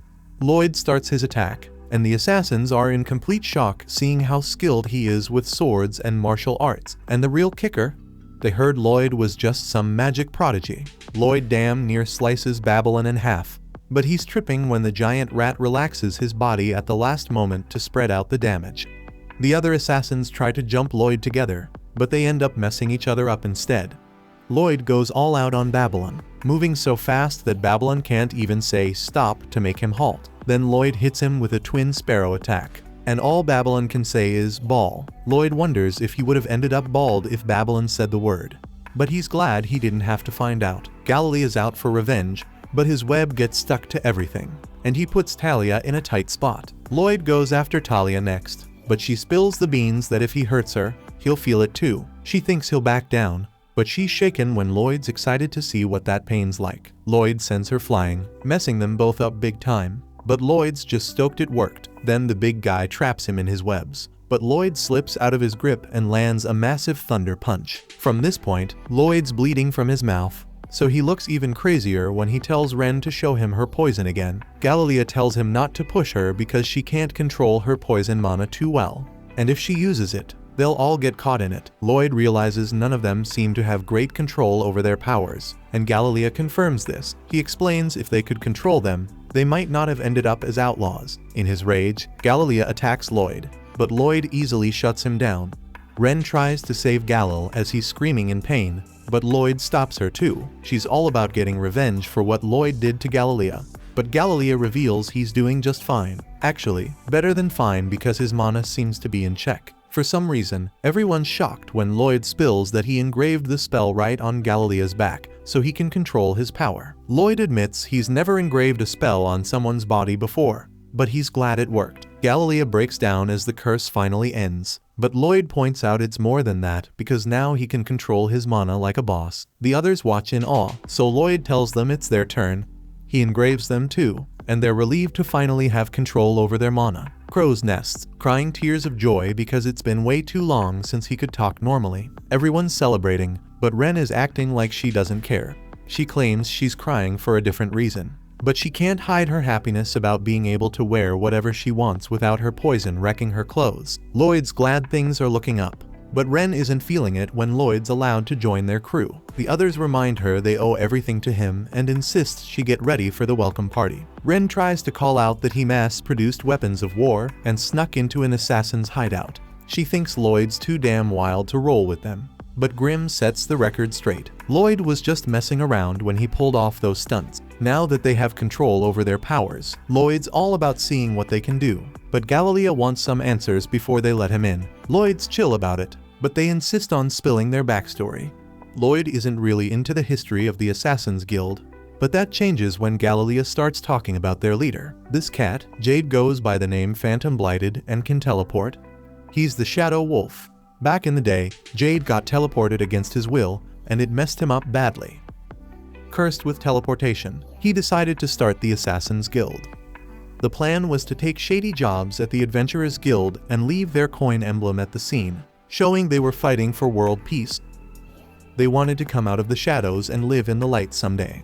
Galilea keeps going with the story, but Lloyd's more interested in the teleportation bit. Galilea explains that just when things started looking up, they heard the Lord of Lords was getting ready for war, and something happened to Jade. Suddenly, an envelope appears out of nowhere, and they're all shocked. Later on, Selpha storms into the assassin's hideout looking for Lloyd, but he isn't there. She can still smell his scent and finds a note he left behind. Turns out, Lloyd went to meet the Lord of Lords with the Assassin's Guild. Albert freaks out as he reads the note, thinking Lords and the assassins team up and snatch Lloyd. Diane calms him down, and they agree starting a war isn't the answer. War is the last resort, so Albert swears to find a peaceful solution no matter what. But then Selpha drops a bombshell she found Lloyd's clothes in the hideout. They fear the worst, and Albert forgets all about peace, agreeing that war's the only option. But little do they know, Lloyd's not a hostage at all, he's leading the charge somewhere else. After the letter appeared, Galilea immediately recognized the symbol on it to be the one Jade made for them. So Galilea anxiously opens the letter, and sure enough, it is indeed from Jade. In the letter, Jade apologizes for taking so long to contact them. But he had been a little busy as hell. He says he straight up overthrew the Lord of Lordost, who was planning some whack-ass war, and now he's the new ruler of the kingdom. He wants all of them to come and party with him to celebrate. Everybody's stoked about this bomb-ass news, but Lloyd looks at the letter and he's got a different reason to be happy. Galilea comes up to him and gets on his level, thanking Lloyd again for helping them control their curses. But they got to bounce to Lordost now, so Galilea promises they'll pay him back for being such a G someday. Now Ren's got something else in mind. She wants Lloyd to roll with them to Lordost's kingdom so he can put a spell on Jade to keep his blight in check. Lloyd doesn't have a problem with accompanying them, but he asks if Ren knows where this letter came from in the first place. It just appeared out of nowhere, which means it was accurately teleported here from some other place. Teleportation magic is still a huge mystery in this world. Isn't no one just randomly figuring out how to use it? So there's only one legitimate explanation. Jade must have control over his powers after all. It wouldn't make sense for him to straight up lie about that. But here's the deal, they can't be sure if what was said in the letter is true. It might be a trap if they roll to Lordost now. But Ren's still holding on to the belief that Jade would never backstab them. She's all like maybe he learned to control his powers on his own. If that's the case, Lloyd doesn't have to tag along for the reunion. He's going to roll anyway because he's hyped as hell about teleportation magic. Ren wants to trust Jade, but she can't help but worry about what might go down if shit messed up over there. So Lloyd tells her to chill the fuck out because if things go south, he's got their backs. He can handle any trouble that pops up. Galilei is once again singing Lloyd's praises for being so damn cool to them. And after that last statement, Ren's officially head over heels for him. Now, back to the present, Lloyd's got to make a quick stop with his flight spell because none of them can handle that high-speed shit. He's bitching about wasting time because they only flew for 10 damn minutes. But let me tell you, they'd straight up die if they had to endure another minute of supersonic speed, and Babylon's all pissed off about it, stuck in a bad mood. Lloyd concedes and says they can just take a break here and walk the rest of the way since they are pretty close already. And since they're taking a break, Ren offers to grab some grub for them while Lloyd helps Babylon sort out his messed up back. Babylon mentions how Ren's trying to impress Lloyd because she grew up in the damn woods. Shit, she accidentally killed her parents with her poison when she was a kid, so she had to survive on her own out in the wild. And the first person to find her was Jade. He brought her back to the hideout and introduced her to everyone. But they were all kind of scared of her poison powers, so Galilei wasn't sure it was a good idea to keep her around. Plus, she was growling at them like she had rabies or some shit. Still, Jade was dead set on having Ren stay with them. But when he hugged her, she released a whole bunch of poison, and he straight up collapsed. Even after that near-death experience, Jade still wanted Ren to be part of their family. He asked everyone to help take care of her, and since he insisted so damn much, Galilei offered to be her teacher, while Crow and Talia whipped up some clothes. That's when Ren got to see what it was like to have a family. Eventually, Jade came up with a spell to put on her clothes, neutralizing her poison mana. Finally, she could live a somewhat normal life around other people. Jade acted like a big brother to her. And damn, when Lloyd hears all this, he's hella curious to meet Jade. That's a big deal because he hasn't shown interest in anyone before. Finally, Ren comes back from her hunting trip and brings whatever the hell this is. She puts in effort, but nobody wants to touch her nasty ass food, so Babylon asks Crow to use his curse speech to make the food taste good. He's about to do it, but then Ren punches him in the gut with her poison because she doesn't want him messing with her food. Talia tries to reason with her and reminds her that Lloyd's a prince, so this shit she made probably isn't his style. But damn, she's dead wrong because Lloyd's scarfing it down without a second thought. It isn't the worst thing he's ever eaten, considering his messed up past life and all the nasty shit he had to stomach. The others get the courage to try it after seeing Lloyd dig in, and the food might look nasty, but it isn't half bad once you get used to it. Ren did a damn good job considering she never had a chance to practice cooking with her poison powers. So everyone ends up digging Ren's food, and she hopes she can share it with Jade someday. Now we flash back to a time when Jade comes back to the crew with some news. The guild's thinking about reconsidering the bounties on their heads, so the whole squad starts celebrating. They might just be able to rejoin society now that they aren't outlaws anymore. Jade tells them not to get their hopes up because the guild's still just thinking about it. But it's a step towards a future where they're accepted for who they are. And that's enough reason to party. Jade's grateful to have such dope-ass friends, but he's feeling guilty about something, so he gathers everyone's attention to confess. Turns out, he isn't just some random dude. He's the third prince of Lordost. He's nobility, and he admits he approached them to use them for his own goals. Lordost is ruled by his evil-ass family who's always thirsty for war. Jade was desperate to find a way to stop them from kicking off a pointless war, so he formed this crew. He expects them to be pissed at him for manipulating them, but they don't give a damn about his initial motives. They pretty much figured he had some royal blood with the way he carried himself, but Ren had no clue, so she's losing it trying to process all this info. While Ren's still catching up, the rest of the crew tells Jade that they all have their own messed up stories that brought them here. They aren't pleasant backstories they usually talk about, but at the end of the day, regardless of his motives, he's family to them. He could have kept his mouth shut and they wouldn't have questioned him. But now that he spilled the beans, they're down to help him take out the Lordost family if he wants. But nah, he isn't into that because it'd be messed up if the guild found out they assassinated folks based on personal grudges. The whole bounty reconsideration would be cancelled, and they might even raise the bounty if they get involved. So he wants to handle the Lordost family on his own. Jade always saw the Assassin's Guild as his real family, and he'd love nothing more than to stay with them forever, but he can't just stand by when Lordost's about to start a war. Since he'll be bouncing soon, he wants them all to make a promise with him to keep the Assassin's Guild going, even if he doesn't make it back alive from Lordost. And if he doesn't make it back, that means he's successfully taken over Lordost and become the new ruler.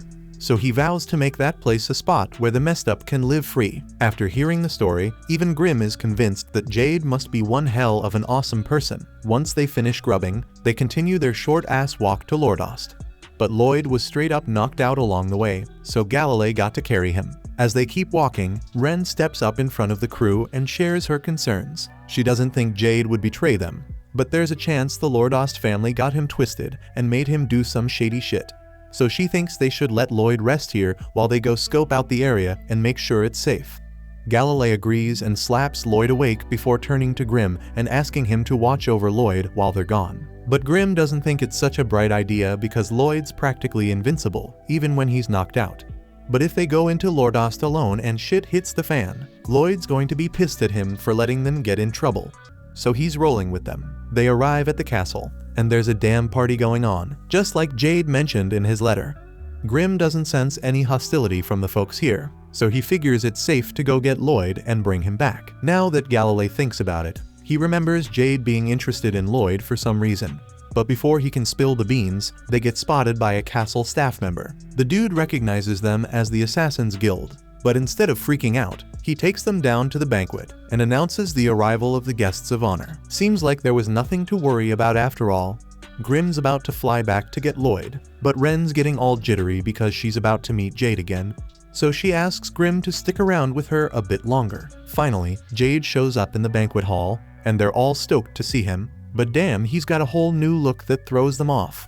Jade decides to change back into his regular clothes because he's with friends, so he snaps his fingers and teleports them into his body. The others are straight up shocked that he's fully mastered his powers. When they ask how the hell he did it, he just says he practiced like crazy until he got it down. Ren steps up to finally talk to him again, but she's so overcome with emotions that she can't find the words to express herself. Unfortunately, Jade's done playing nice, and he switches up the whole damn mood in the room as all the guests turn evil. Jade somehow pulls off some cursed speech trickery and slams them all to the damn ground. He straight up announces to the crowd that they can take their pick from the blighted peeps he lured in.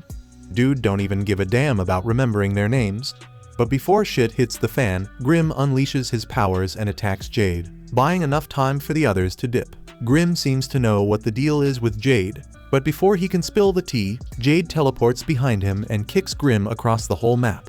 Grim luckily crash lands right next to Lloyd, and once he wakes up, he starts spilling the beans about some messed up stuff that went down with the Assassin's Guild members. Back at the castle, Ren confronts Jade, still holding on to a tiny bit of hope that there's some legitimate explanation for this madness. But her hopes get crushed when Jade reveals that everyone there is possessed by demons he brought from the netherworld. And get this, he isn't even really Jade. Nah, he's a damn demon named Gisarm, wreaking havoc in Jade's body just so he can have his teleportation powers. He straight up says the real Jade is dead because he took over his body. This sick bastard took pleasure in messing with Jade's mind for months, and the only thing keeping Jade going was his love for his crew. Demons dig blighted peeps' bodies as hosts, so Jade knew Gisarm was coming after his friends if he took over his body. So instead of letting that happen, Jade chose to end his own life with his own hands. If he succeeded, both he and Gisarm would be 6 feet under. But nah, Gisarm couldn't even let the man die in peace. When Jade was about to kick the bucket, Gisarm just healed all the damage in an instant. The other demons are getting restless about taking over a blighted person's body, so Gisarm grabs Ren and sarcastically warns the demons to watch out because she's got some deadly ass poison that killed her parents at birth. Even though they're all seething with anger, they can't do jack shit to stop Gisarm. Homeboy inspects Ren's body, planning to take her over, but he pauses when he spots the spell Lloyd had put on her. He's pissed as hell that someone would dare to mark his property, so he uses some cursed speech to force Ren to spill who did this. Ren, fueled by sheer willpower and loyalty to Lloyd, resists the urge to rat him out at first, but Gisarm keeps screaming in her face, demanding to know who gave her that mark. Out of nowhere, barriers pop up around all the Assassin's Guild members, and a freaking massive death laser obliterates everything around. But the one who cast the laser is Lloyd, and he looks like he's pissed. The demons are straight up terrified after witnessing the insane power Lloyd just dropped. But before Lloyd goes into full-on rampage, he heads over to check on the Assassin's Guild crew. He patches up Ren's injury and tells them Grim already filled him in on what went down, so he wants them to bounce ASAP. Since the demons are targeting the guild, it makes zero sense for them to stick around and get themselves killed. That's why Lloyd orders them to scram so he can handle the rest on his own. Ren protests, but Galilei shuts her down and grabs her, so they can make a run for it. He knows Ren feels she should stick around to help, but they'd just be in the way, plus they're no match for Gizarm. It's best if Lloyd takes care of things. At the same time, the demons are still lost in it, convinced Gizarm was wiped out by Lloyd's blast. But then Gizarm teleports back up to the surface and, furious, orders the other demons to chase the Assassin's Guild immediately. They're crazy good at hiding, so if they get away, Gizarm might never track them down again. Not letting them escape, Lloyd fires off several more death lasers, blasting every demon in the castle grounds except for Gizarm, who manages to teleport out of harm's way. A couple of demons try to ambush Lloyd while he's distracted, and Gizarm seizes the chance to unleash his cursed speech, telling Lloyd to kick it. Lloyd sees it coming and has already set up a barrier to block the attack, but to his shock the spell slides right through his shield. With his brain on Quicksilver timing, Lloyd still has plenty of time to react. While dodging might seem smart, he's also curious to see what happens if he lets it hit him. But before he does something reckless, Grim forces him to dodge the cursed word, and it collides with one of the demons, killing it on the spot. Lloyd then uses his analysis magic to review the aftermath, and it turns out the death spell wiped out even the demon inhabiting the body, its death ultimately caused by cardiac arrest. Grim's telling Lloyd to bail on fighting Gizarm cause it's way too damn dangerous. Gizarm's magic doesn't even need a spell, it just taps his mana and creates an effect on its own. Kind of like Crow's cursed speech, but way more refined. When using a normal spell, a barrier can block its effects. But when an attack comes straight from raw mana, the barrier acts more like a net. Solid blows are blocked, but mana just slips right through. If they were dealing with someone like Pazuzu, Lloyd could easily crush any attack he threw. But Gizarm's mana could actually pierce Lloyd's heart if he isn't careful. Gizarm looks down at the demons that survived Lloyd's death ray and shows nothing but contempt for them. Grim explains to Lloyd that demons are ranked in 10 classes, so the ones down there are 10th class, basically trash. For reference, Pazuzu was an E-class demon, and Grim himself is a 3rd class demon. Lloyd figures that would make Gizarm a 1st class demon, but it's actually far worse. Gizarm is demon royalty, a demon lord. His power is so monstrous that even 100 first-class demons wouldn't stand a chance against him. Lloyd might be amazing, but Grim believes even he is outmatched this time and orders everyone to scram. Yet Lloyd keeps flying closer to Gizarm instead. Gizarm then asks who Lloyd is, and he introduces himself as the 7th Prince. Gizarm vaguely recalls something from Jade's memories about wanting to meet Lloyd, though he doesn't bother remembering the details. Lloyd admits he'd have loved to meet Jade, but now he's never gonna get the chance because of Gizarm. Gizarm fires back, upset that Lloyd just showed up and started blasting his minions and wrecking his base. They both have scores to settle, and they look just as crazy and amped to get things started. Meanwhile, Grim once again suggests that Lloyd should run while he still has a chance to escape. Lloyd admits that taking out Gizarm isn't as easy as smashing the demon he decimated on the ground. Grim is shocked that Lloyd would call that routine easy. Even though he always said 10th class demons are trash, they're still pretty tough and naturally resistant to sorcery. Gizarm is chomping at the bit to get the fight started, so he uses his mana to form a tiny spike and launches it straight at Lloyd, nearly busting through his barrier. Even if it didn't go all the way, it's the first time Grim has seen anything actually damage Lloyd's shield, which sends Grim into a panic. Gizarm is impressed with the durability of Lloyd's barrier, but he wants to see how it holds up when he isn't holding back. He then fires off several mana sword projectiles at Lloyd. Lloyd starts a series of evasive maneuvers to minimize the damage, but he still loses a lot of his shield layers in the process. Lloyd gets so wrapped up dodging the swords that he forgets Gizarm can teleport. He's taken aback when Gizarm suddenly appears right in front of him and shatters the barrier with a single kick. The blow sends Lloyd flying straight into a sword, so he thinks fast and casts an earth puppet spell to shield himself from getting impaled. Galilei and the others watch in awe at the scale of the battle between Lloyd and Gizarm, and even the demons are stunned until both sides realize they're all on the same bridge, and the demons start chasing the assassins. Galilei turns to Babylon, who's been struggling to clear the gate, and orders him to speed up so they can pass. At the same moment, Lloyd is still deep in combat with Gizarm, and Grim is already in tears. But Lloyd doesn't care about feelings, he simply calls on Grim for backup. Gizarm is flabbergasted that Lloyd managed to dodge his attack completely unharmed, and the only time he managed to put pressure on Lloyd was when he teleported. Lloyd fires back that the teleportation ability isn't even his to use. Gizarm sees it differently. Since he stole Jade's body and Jade never could control that power in the first place, he believes he deserves it. Humans can't control abilities like that without a spell, but for a demon born as a mana master, it comes naturally. It's only natural he'd claim that gift for himself, and now he's fixin' to show Lloyd what proper teleportation looks like in battle. Gizarm summons more mana swords and starts mocking Lloyd, daring him to attack, dodge, or even run. But when Lloyd takes a stab in the back, Gizarm laughs, declaring he never had a choice. With teleportation, there's no need to launch projectiles in the usual way. They can be sent directly into Lloyd's body with no way to block them. Now convinced of his own victory, Gizarm names his new power Shadow Wolf in honor of the moment. On the other side, the lowlife demons are still after the assassins, ordering them to surrender their bodies. But the crew has just learned to harness their own powers for the first time, so there's no way they're about to give it up. Galilei uses his web ability to cover the ground and hold the demons in place while the team escapes the webs harden after a few seconds. To ensure none slip away before they set, Crow employs his cursed speech to make Humpty Dumpty and the rest collapse. Galilei praises Crow for nailing his cursed speech without hitting their own folks.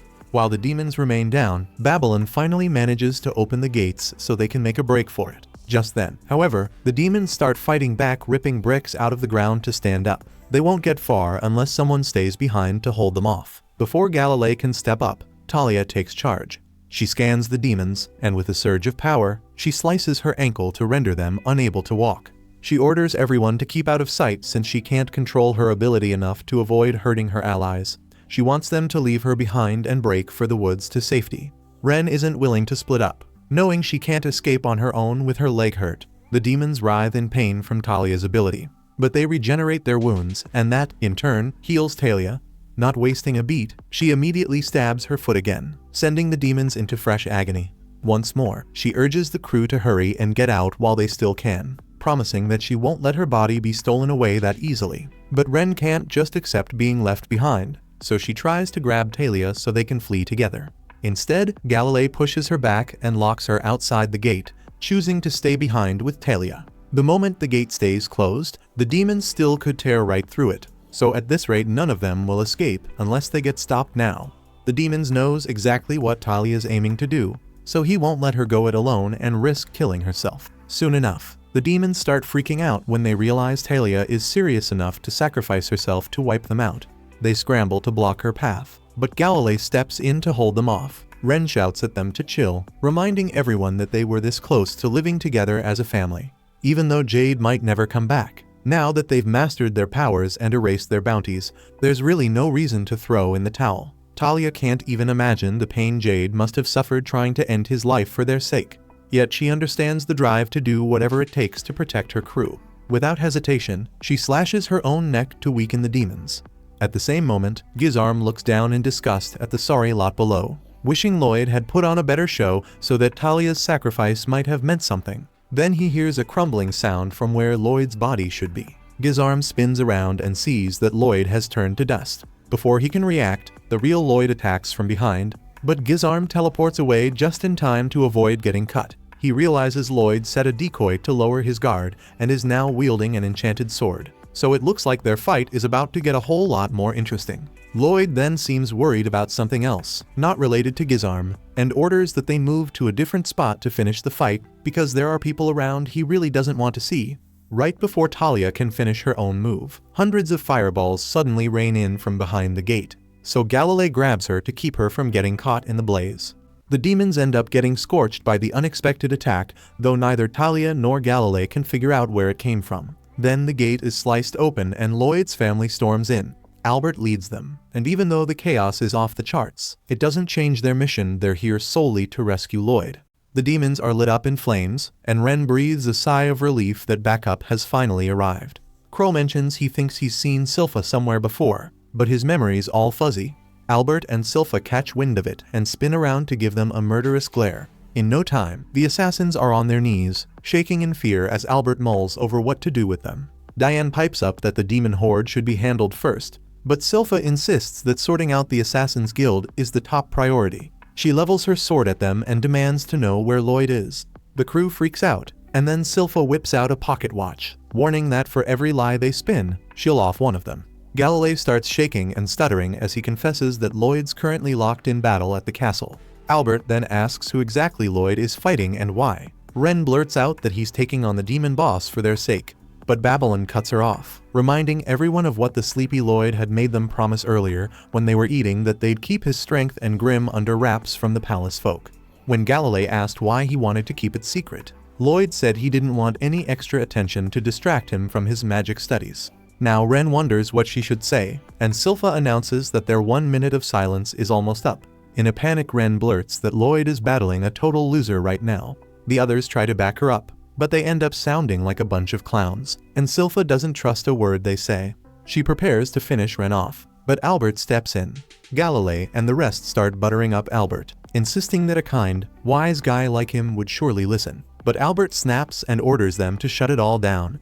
He pulls out Lloyd's underwear they'd found in the assassin's HQ and demands to know why Lloyd would fight for people who dared strip him naked. Galilei stammers that the garments were just soaked in his fluids and left to dry, not realizing how incriminating that sounds. Albert and Silpha are in full murder mode, but Ren stands up, admitting that outcasts like them aren't easily trusted, and she's ready to take any punishment they dish out. At that moment, she insists they trust her just this once, explaining that the demons stole Jade, her dearest, and that Lloyd is fighting them because of that loss. Everyone falls silent, mulling over her words. Suddenly, a demon-possessed human lunges at her, but out of nowhere, Princess Alice rides in on her majestic fox, Luru. The fox bites and devours the attacker, and Alice declares they can trust her because if Ren had any ill will, Luru would have gobbled her up first. Albert decides to take his sister's word and declares that the demons are now their top priority. He orders Silpha to track down and retrieve Lloyd, and she sets off without delay. Ren clings tightly to Silpha, protesting that Lloyd is fighting some total weakling and doesn't need backup. But Silpha warns her to let go or she'll strike, and Ren holds on despite her fear. Soon, Ren spots a teleportation circle hovering in the air, and before anyone can react, dark energy spears rain down, ripping the bridge apart. Diane peers over and sees the demons scrambling to cross the river and flank them. Albert panics, realizing that if the fiends get behind, they'll be trapped, and orders his soldiers to retreat. Silpha is distraught, having been so close to reaching Lloyd. It turns out Gizarm attacked the bridge on Lloyd's orders to let the fight run free. As Gizarm watches the forces fall back, he tells Lloyd to resume the battle. Gizarm snaps his fingers and teleports a barrage of spears straight at Lloyd's spot, aiming to stab him. But Lloyd evades the assault with impressive speed. Gizarm sends more dark spears in hot pursuit, yet Lloyd stays locked on his sword. Glancing down, he sees Albert and his crew keeping the fleeing demons in check with their magic swords, which convinces him that he can now fight without holding back. The demons on the ground are set ablaze by the knight's fire attack. Though they scream in pain and feel the burn, their bodies regenerate every bit of damage, leaving the battlefield in a chaotic, relentless struggle. Even though the demons are built tough against magic, Albert isn't sure if he should off them since they're still in human bodies. Out of the blue, Diane whips out his special magic sword and chucks a giant fireball at the fiends, blasting them away in a massive explosion. But that doesn't work at all, and even the knights wielding their magic swords are running low on stamina. This has Albert stressed out, wondering what to do next. He figures they gotta switch tactics to let Luru and Silpha get in close and take on the demons. When he turns to check if they're ready, he finds that Silpha is missing. Silpha had scaled up on Shiro, and is now leading him to the broken end of the bridge, urging him to rush toward Lloyd. Galilei and the others tell her it's impossible, and she realizes it too.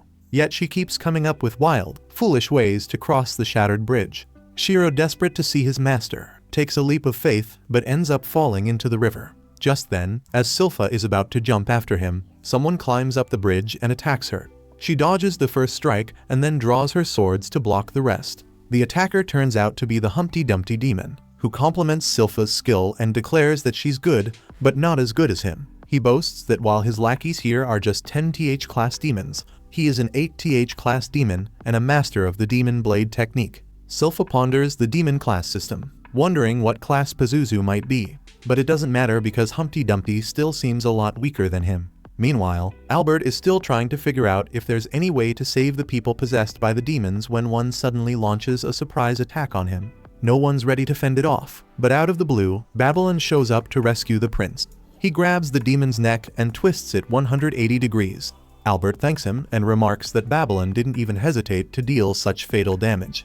Babylon tells him he's a stand-up guy, just like their old leader Jade. He adds that even though they're assassins, they don't take life and death lightly, and he went all out earlier because the demon-possessed were already finished. The demon tries to recover from the damage it just took, while Babylon tells Albert there's no saving those demon-possessed fools because their minds are long dead. Soon enough, the demon collapses after failing to regenerate its body. Seeing Babylon's words and the gruesome sight makes Albert realize what must be done. He storms up to the blazing demons and pulls out his magic sword. With a few quick hand signs like something out of a ninja flick, he activates a heavy flame spell. He wants to apologize to the people of Lordost for not being able to save them, but he's determined to set them free from their suffering instead. With that in mind, he unleashes his spell and makes fireballs rain from the sky. The fireballs explode on impact, and the demons start screaming in pain as they burn. Albert orders his knights to stop holding back and put every bit of strength into wiping out the enemy. On the flip side, Silpha launches a flurry of fast strikes at Humpty Dumpty, who keeps blocking and backing off. The demon jumps up and uses a drilling move to push Silpha back, but she just deflects his blow.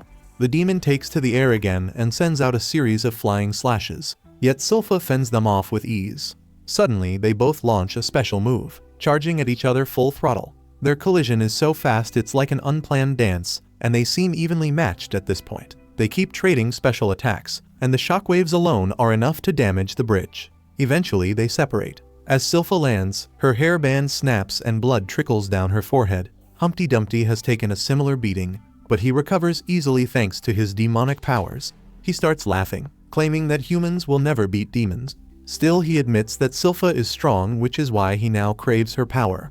He boasts that by taking her body, he'll master both his technique and hers. Then he shifts his stance and charges at Silpha using the Lordost's sword technique. She reacts a bit late, and her dress gets cut off as she narrowly dodges his attack.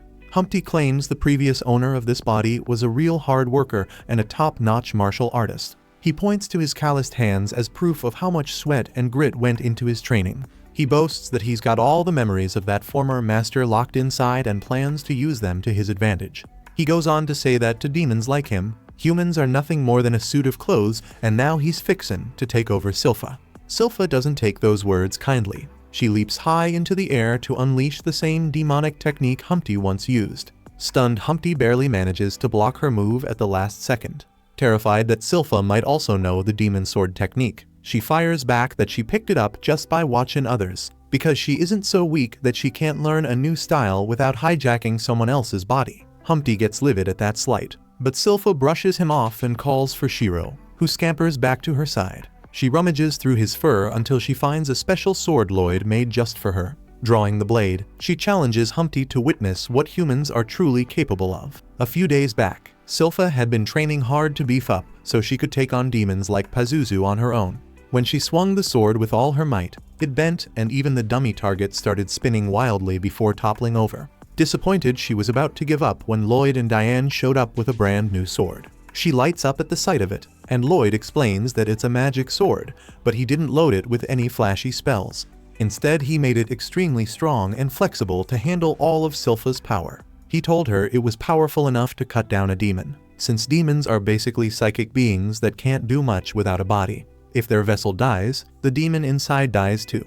Silpha then asks Lloyd why he chose those spells for her sword. Nervously, he admits that she always seems to hold back when she swings, so he figured she might be worried it would break. That's why he built her a sword that wouldn't crack. Overjoyed, Silpha throws her arms around Lloyd, thanking him for taking such good care of her. Diane cuts in and suggests they give the sword a name. Silpha, still stung by her failure against Pazuzu, decides to christen it Demonbane as a vow never to lose to another demon again. She draws Demonbane and vows to prove the name's worth right now. Humpty fumes at her, sweat dripping from his nervousness, and calls Silpha delusional for thinking she can best him. He laughs and declares that this kingdom is doomed to fall to the demons, simply for the thrill of it. Humpty goes on to claim that Gizarm orchestrated the whole elaborate scheme to lure Jade here, making his underlings possess the bodies of the people of Lordost and spreading rumors of war. Jade had no option but to return home to avoid that war, a decision that turned out to be fatal. The assassins are livid upon hearing about the demon's heinous acts against Jade, and Ren can barely hold back her fury. She charges at Humpty for revenge, but Silpha slaps her, telling her to back off because she's getting in the way. Taking a firm stance, Silpha promises Ren not to worry because she will avenge Jade and ensure the demons never destroy this kingdom. Humpty vows to prove her wrong with his ultimate move. He charges at Silpha, but she swiftly draws her blade, slashes him, and sheaths it before he can react. Humpty's body is torn into many small pieces, and blood splatters everywhere as he dies. Silpha then wraps her sword in a delicate lace and glances back at her fallen foe, looking utterly cold and menacing. Silpha strides over to Humpty and gracefully drops to her knees in front of his remains. She says that before a demon took over his body, he must have been a revered warrior and swordsman, and she would have loved nothing more than to spar with him. The assassins are paying their respects too, and Silpha notices Ren crying hard. She asks if Ren ever knew the man, and Ren replies she did not, but she feels deep sorrow for him. Rising, Silpha dusts off her clothes and tells Ren and the others that perhaps they aren't really cut out to be assassins. By now, Galilei and Crow have figured out that Silpha is the legendary adventurer they once battled. All of a sudden, an explosion rocks the area behind them, and in the next instant thick scorching steam fills the scene. Silpha looks bewildered as the assassins barely see that the entire river seems to have evaporated. Then Ren realizes that Lloyd must be involved in this mess, and she can only worry about him. A few minutes earlier, while Lloyd was soaring through the air, Gizarm had launched discs crafted from his dark energy spears at him. Lloyd dodged them as he flew near the river, but knew he needed a new strategy to face them. The spear discs kept chasing him, shattering the decoy barriers he left behind. In between, they randomly fired additional spears in his direction, forcing Lloyd to constantly improvise new diversions. The spears sliced through ordinary barriers with ease, but Lloyd was protected by a heavy-duty shield, so they couldn't reach him. Right when he thinks he's safe, a magical ribbon coiled around one of the spears starts unraveling and seeping through his barrier. Lloyd realizes that this is Gizarm's cursed speech at work. He managed to reshape it for better control. With no other option, Lloyd is forced to break his heavy-duty barrier to escape the relentless cursed attack. Even though cursed speech means instant death, Lloyd figures it travels slow compared to the spears. But with Gizarm mixing them up so skillfully, dodging the constant attacks is proving to be a real pain. While Lloyd is mulling it over, several teleportation circles pop up around him, forcing him to bounce quickly as dark spears appear instantly, a move Gizarm calls Shadow Wolf. Lloyd jets away from the scene, troubled by the fact that Shadow Wolf is the toughest thing he's facing right now, making him stay on the move at breakneck speed. He knows if he slows down even a couple of seconds, Gizarm will pin him down and land a crushing hit. On top of that, Gizarm has infinite mana since he's a demon and can keep launching non-stop attacks until his enemy is exhausted. Lloyd is pissed and decides to turn the tables. He uses his double casting technique to fire off a powerful spell in under 2 seconds, summoning a giant flame golem that charges at Gizarm with a massive punch. Lloyd can only watch, equal parts angry and amused. Gizarm figures the golem won't kill him and, not wanting his gear to burn, teleports out of harm's way. The golem slams into the river below, evaporating all the water and blanketing the entire castle in thick steam. Now Lloyd wonders if that was the best move since he can't see a damn thing. He taps into his Kai techniques to pinpoint Gizarm's location and finds him not far off but completely still.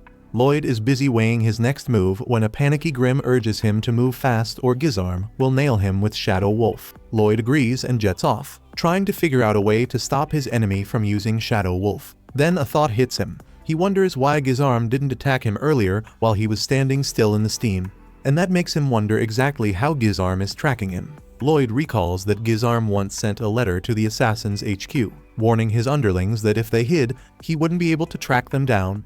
Lloyd figures Gizarm needs a clear view of his teleport spot, so he starts sprinting away, using the thick steam as cover, and orders Grim to stay silent as they follow the demon. Gizarm, stumbling in total darkness, admits that evaporating the river was a clever move by Lloyd, but he's forced to wait for the steam to clear. Then Lloyd, already sneaking up from behind, charges full speed. Before Gizarm can react, Lloyd unveils his secret plan, summoning a horde of clones with earth magic. With a swarm of identical figures surrounding him, Gizarm can't tell which one is real, so he deliberately lets one hit him. All the clones converge and attack, but Gizarm quickly discerns the one that struck with a genuine blade, guessing it's the true Lloyd. He stabs that clone with dark spears, and the wound heals instantly. He smirks, remarking that physical attacks are useless on him, as he regenerates even if his heart or brain is crushed. Rising, he pulls aside Lloyd's clones and crushes them with his bare hands, explaining that he even hardened his body to block any blow. And he let a clone hit him on purpose to pinpoint the real one. Yet, the clones still circle around him. Then, Gizarm suddenly notices that the body he attacked earlier was also a decoy, leaving him baffled that Lloyd passed the real sword to one of his clones. Perplexed, he scans for the true Lloyd, suspecting the real one might be flying overhead. Out of his blind spot, a fierce flame attack comes crashing in. The genuine Lloyd had been hiding among the clones. After landing a hit, he swiftly shuffles the decoys to mask his position, leaving Gizarm reeling from the unexpected strike. He summons a fresh batch of clones from the earth, and these decoys even talk to confuse their enemy further. Gizarm quickly regenerates from the fire damage and snaps his fingers to teleport a brand new set of clothes onto himself. He can teleport objects if he knows their precise location, even without seeing them. But now that he can't tell which Lloyd is real, his signature move Shadow Wolf is rendered useless. So he opts to go all out and obliterate every clone at once. He creates hundreds of dark spears above him and fires them in all directions, pulverizing the clones. One of the spears is caught by a barrier, and Gizarm immediately realizes that it belongs to the real Lloyd. He teleports behind that target and crushes its head, only to find it was a decoy too. Intrigued, Gizarm continues his relentless onslaught, dismantling most of the clones while plotting how to flush out the genuine Lloyd. Then he bursts into laughter, declaring that fighting this human kid is far more entertaining than battling an entire army of demons. The clones persist in attacking while he keeps neutralizing them. All the while, the real Lloyd moves toward him unseen under an invisibility spell. A dark spear whizzes dangerously close and grazes Lloyd's cheek, but Lloyd keeps pressing forward. Grim panics because Lloyd has not set up a proper barrier and is charging directly toward Gizarm amid the chaos. Lloyd recalls that he named his magic sword Spelltaker, a blade capable of absorbing any spell to boost his mana or analyze its structure. He had hoped it would help him study magic more efficiently, and it's proving to be more valuable than he ever imagined. Lloyd slashes through the teleportation circle that was still concealing him from Gizarm, and as the sword deciphers the spell, he suddenly finds himself in a space surrounded by nothing but intricate magical symbols. He hollers out to Jade to check if he's still around. He tells him that Ren and the others are there and that he wants to be his friend. Suddenly, the darkness surrounding Lloyd parts, revealing a bright space ahead that compresses the dark magic symbols into tiny pockets. Captivated by the sight, Lloyd finally figures out the secret of teleportation magic and what he must do next. In an instant, all his clones turn to stone, and he drops the invisibility spell he had been under. Gizarm is stunned to see that Lloyd was hiding invisibly, and the cut on his face shows he wasn't even using a proper barrier. He grins and tells the kid he must be tired of playing with dolls. Lloyd calmly responds that he finally understands, and Gizarm remarks that it is better late than never. Convinced that Lloyd now knows he can never win against him, Gizarm then states that Lloyd is fighting for a bunch of fools. He insists that Lloyd isn't like ordinary humans but more like him, and invites him to join his side with a promise of fun while taking over the world. Lloyd simply sighs and calls Gizarm as dumb as a beast who's satisfied with the raw strength he was born with and never bothers to understand its source. Lloyd explains that although humans are indeed weak, they create wonders with their desires, forming bonds and magic. He smiles, saying that every spell is rooted in desire, and since desires are infinite, magic is endlessly fascinating. Gizarm declares he doesn't care and teleports to attack Lloyd. Lloyd quickly counters by punching him in the gut as soon as he appears beside him. Gizarm can only scream in agony as his bones are crushed and he collapses to the ground, gagging and foaming. Lloyd mocks him by saying he didn't even use mana for that blow, it was simply a Kai-infused punch. Gizarm fails to grasp his words, and Lloyd explains that magic learns from every field of knowledge and evolves even further. He settles down in front of Gizarm and calmly asks what his next move will be. He mocks the demon, goading him to hurry up and use his dark spears or cursed speech, insisting they're nothing special. Gizarm flies into a rage and stands up, laughing at Lloyd's nerve to talk to a demon like that. Lloyd then asks if Gizarm remembers the last words Jade spoke before dying. Gizarm recalls that desperate, withered Jade had promised he'd lose just before he died. That memory infuriates Gizarm, and he curses both Jade and Lloyd as he teleports in to attack. Lloyd immediately kicks him as soon as Gizarm appears, sending him screaming and rolling on the ground. Lloyd takes off after him and unleashes a barrage of fierce, Kai-infused kicks that drag Gizarm across the earth. Gizarm tries to teleport away, but Lloyd is right there and lands a brutal kick to his mouth. Gizarm tries to steady himself and rethink his strategy, but Lloyd gives him no room to breathe.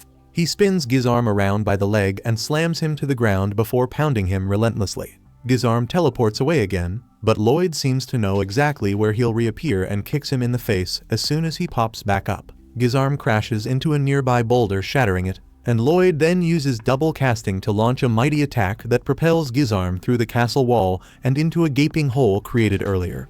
Gizarm continues screaming in pain until another vicious kick from Lloyd sends him plummeting toward the magma below. Knowing that a fall into magma would be fatal even for him, Gizarm attempts to teleport away, but Lloyd appears at every spot he tries to vanish to, repeatedly knocking him upward. Frustrated, Lloyd asks the battered demon if he has any other tricks left.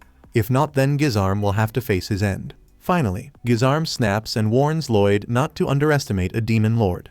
He reveals his ultimate technique. As a demon lord, he can manipulate the ambient mana at will, gathering it into a massive black sphere. He tells Lloyd that no matter what, his greatest attack is one Lloyd simply cannot defend against. Thanks for watching. Please, if you like my recaps, don't forget to like and subscribe. If you want more parts, let me know in the comments.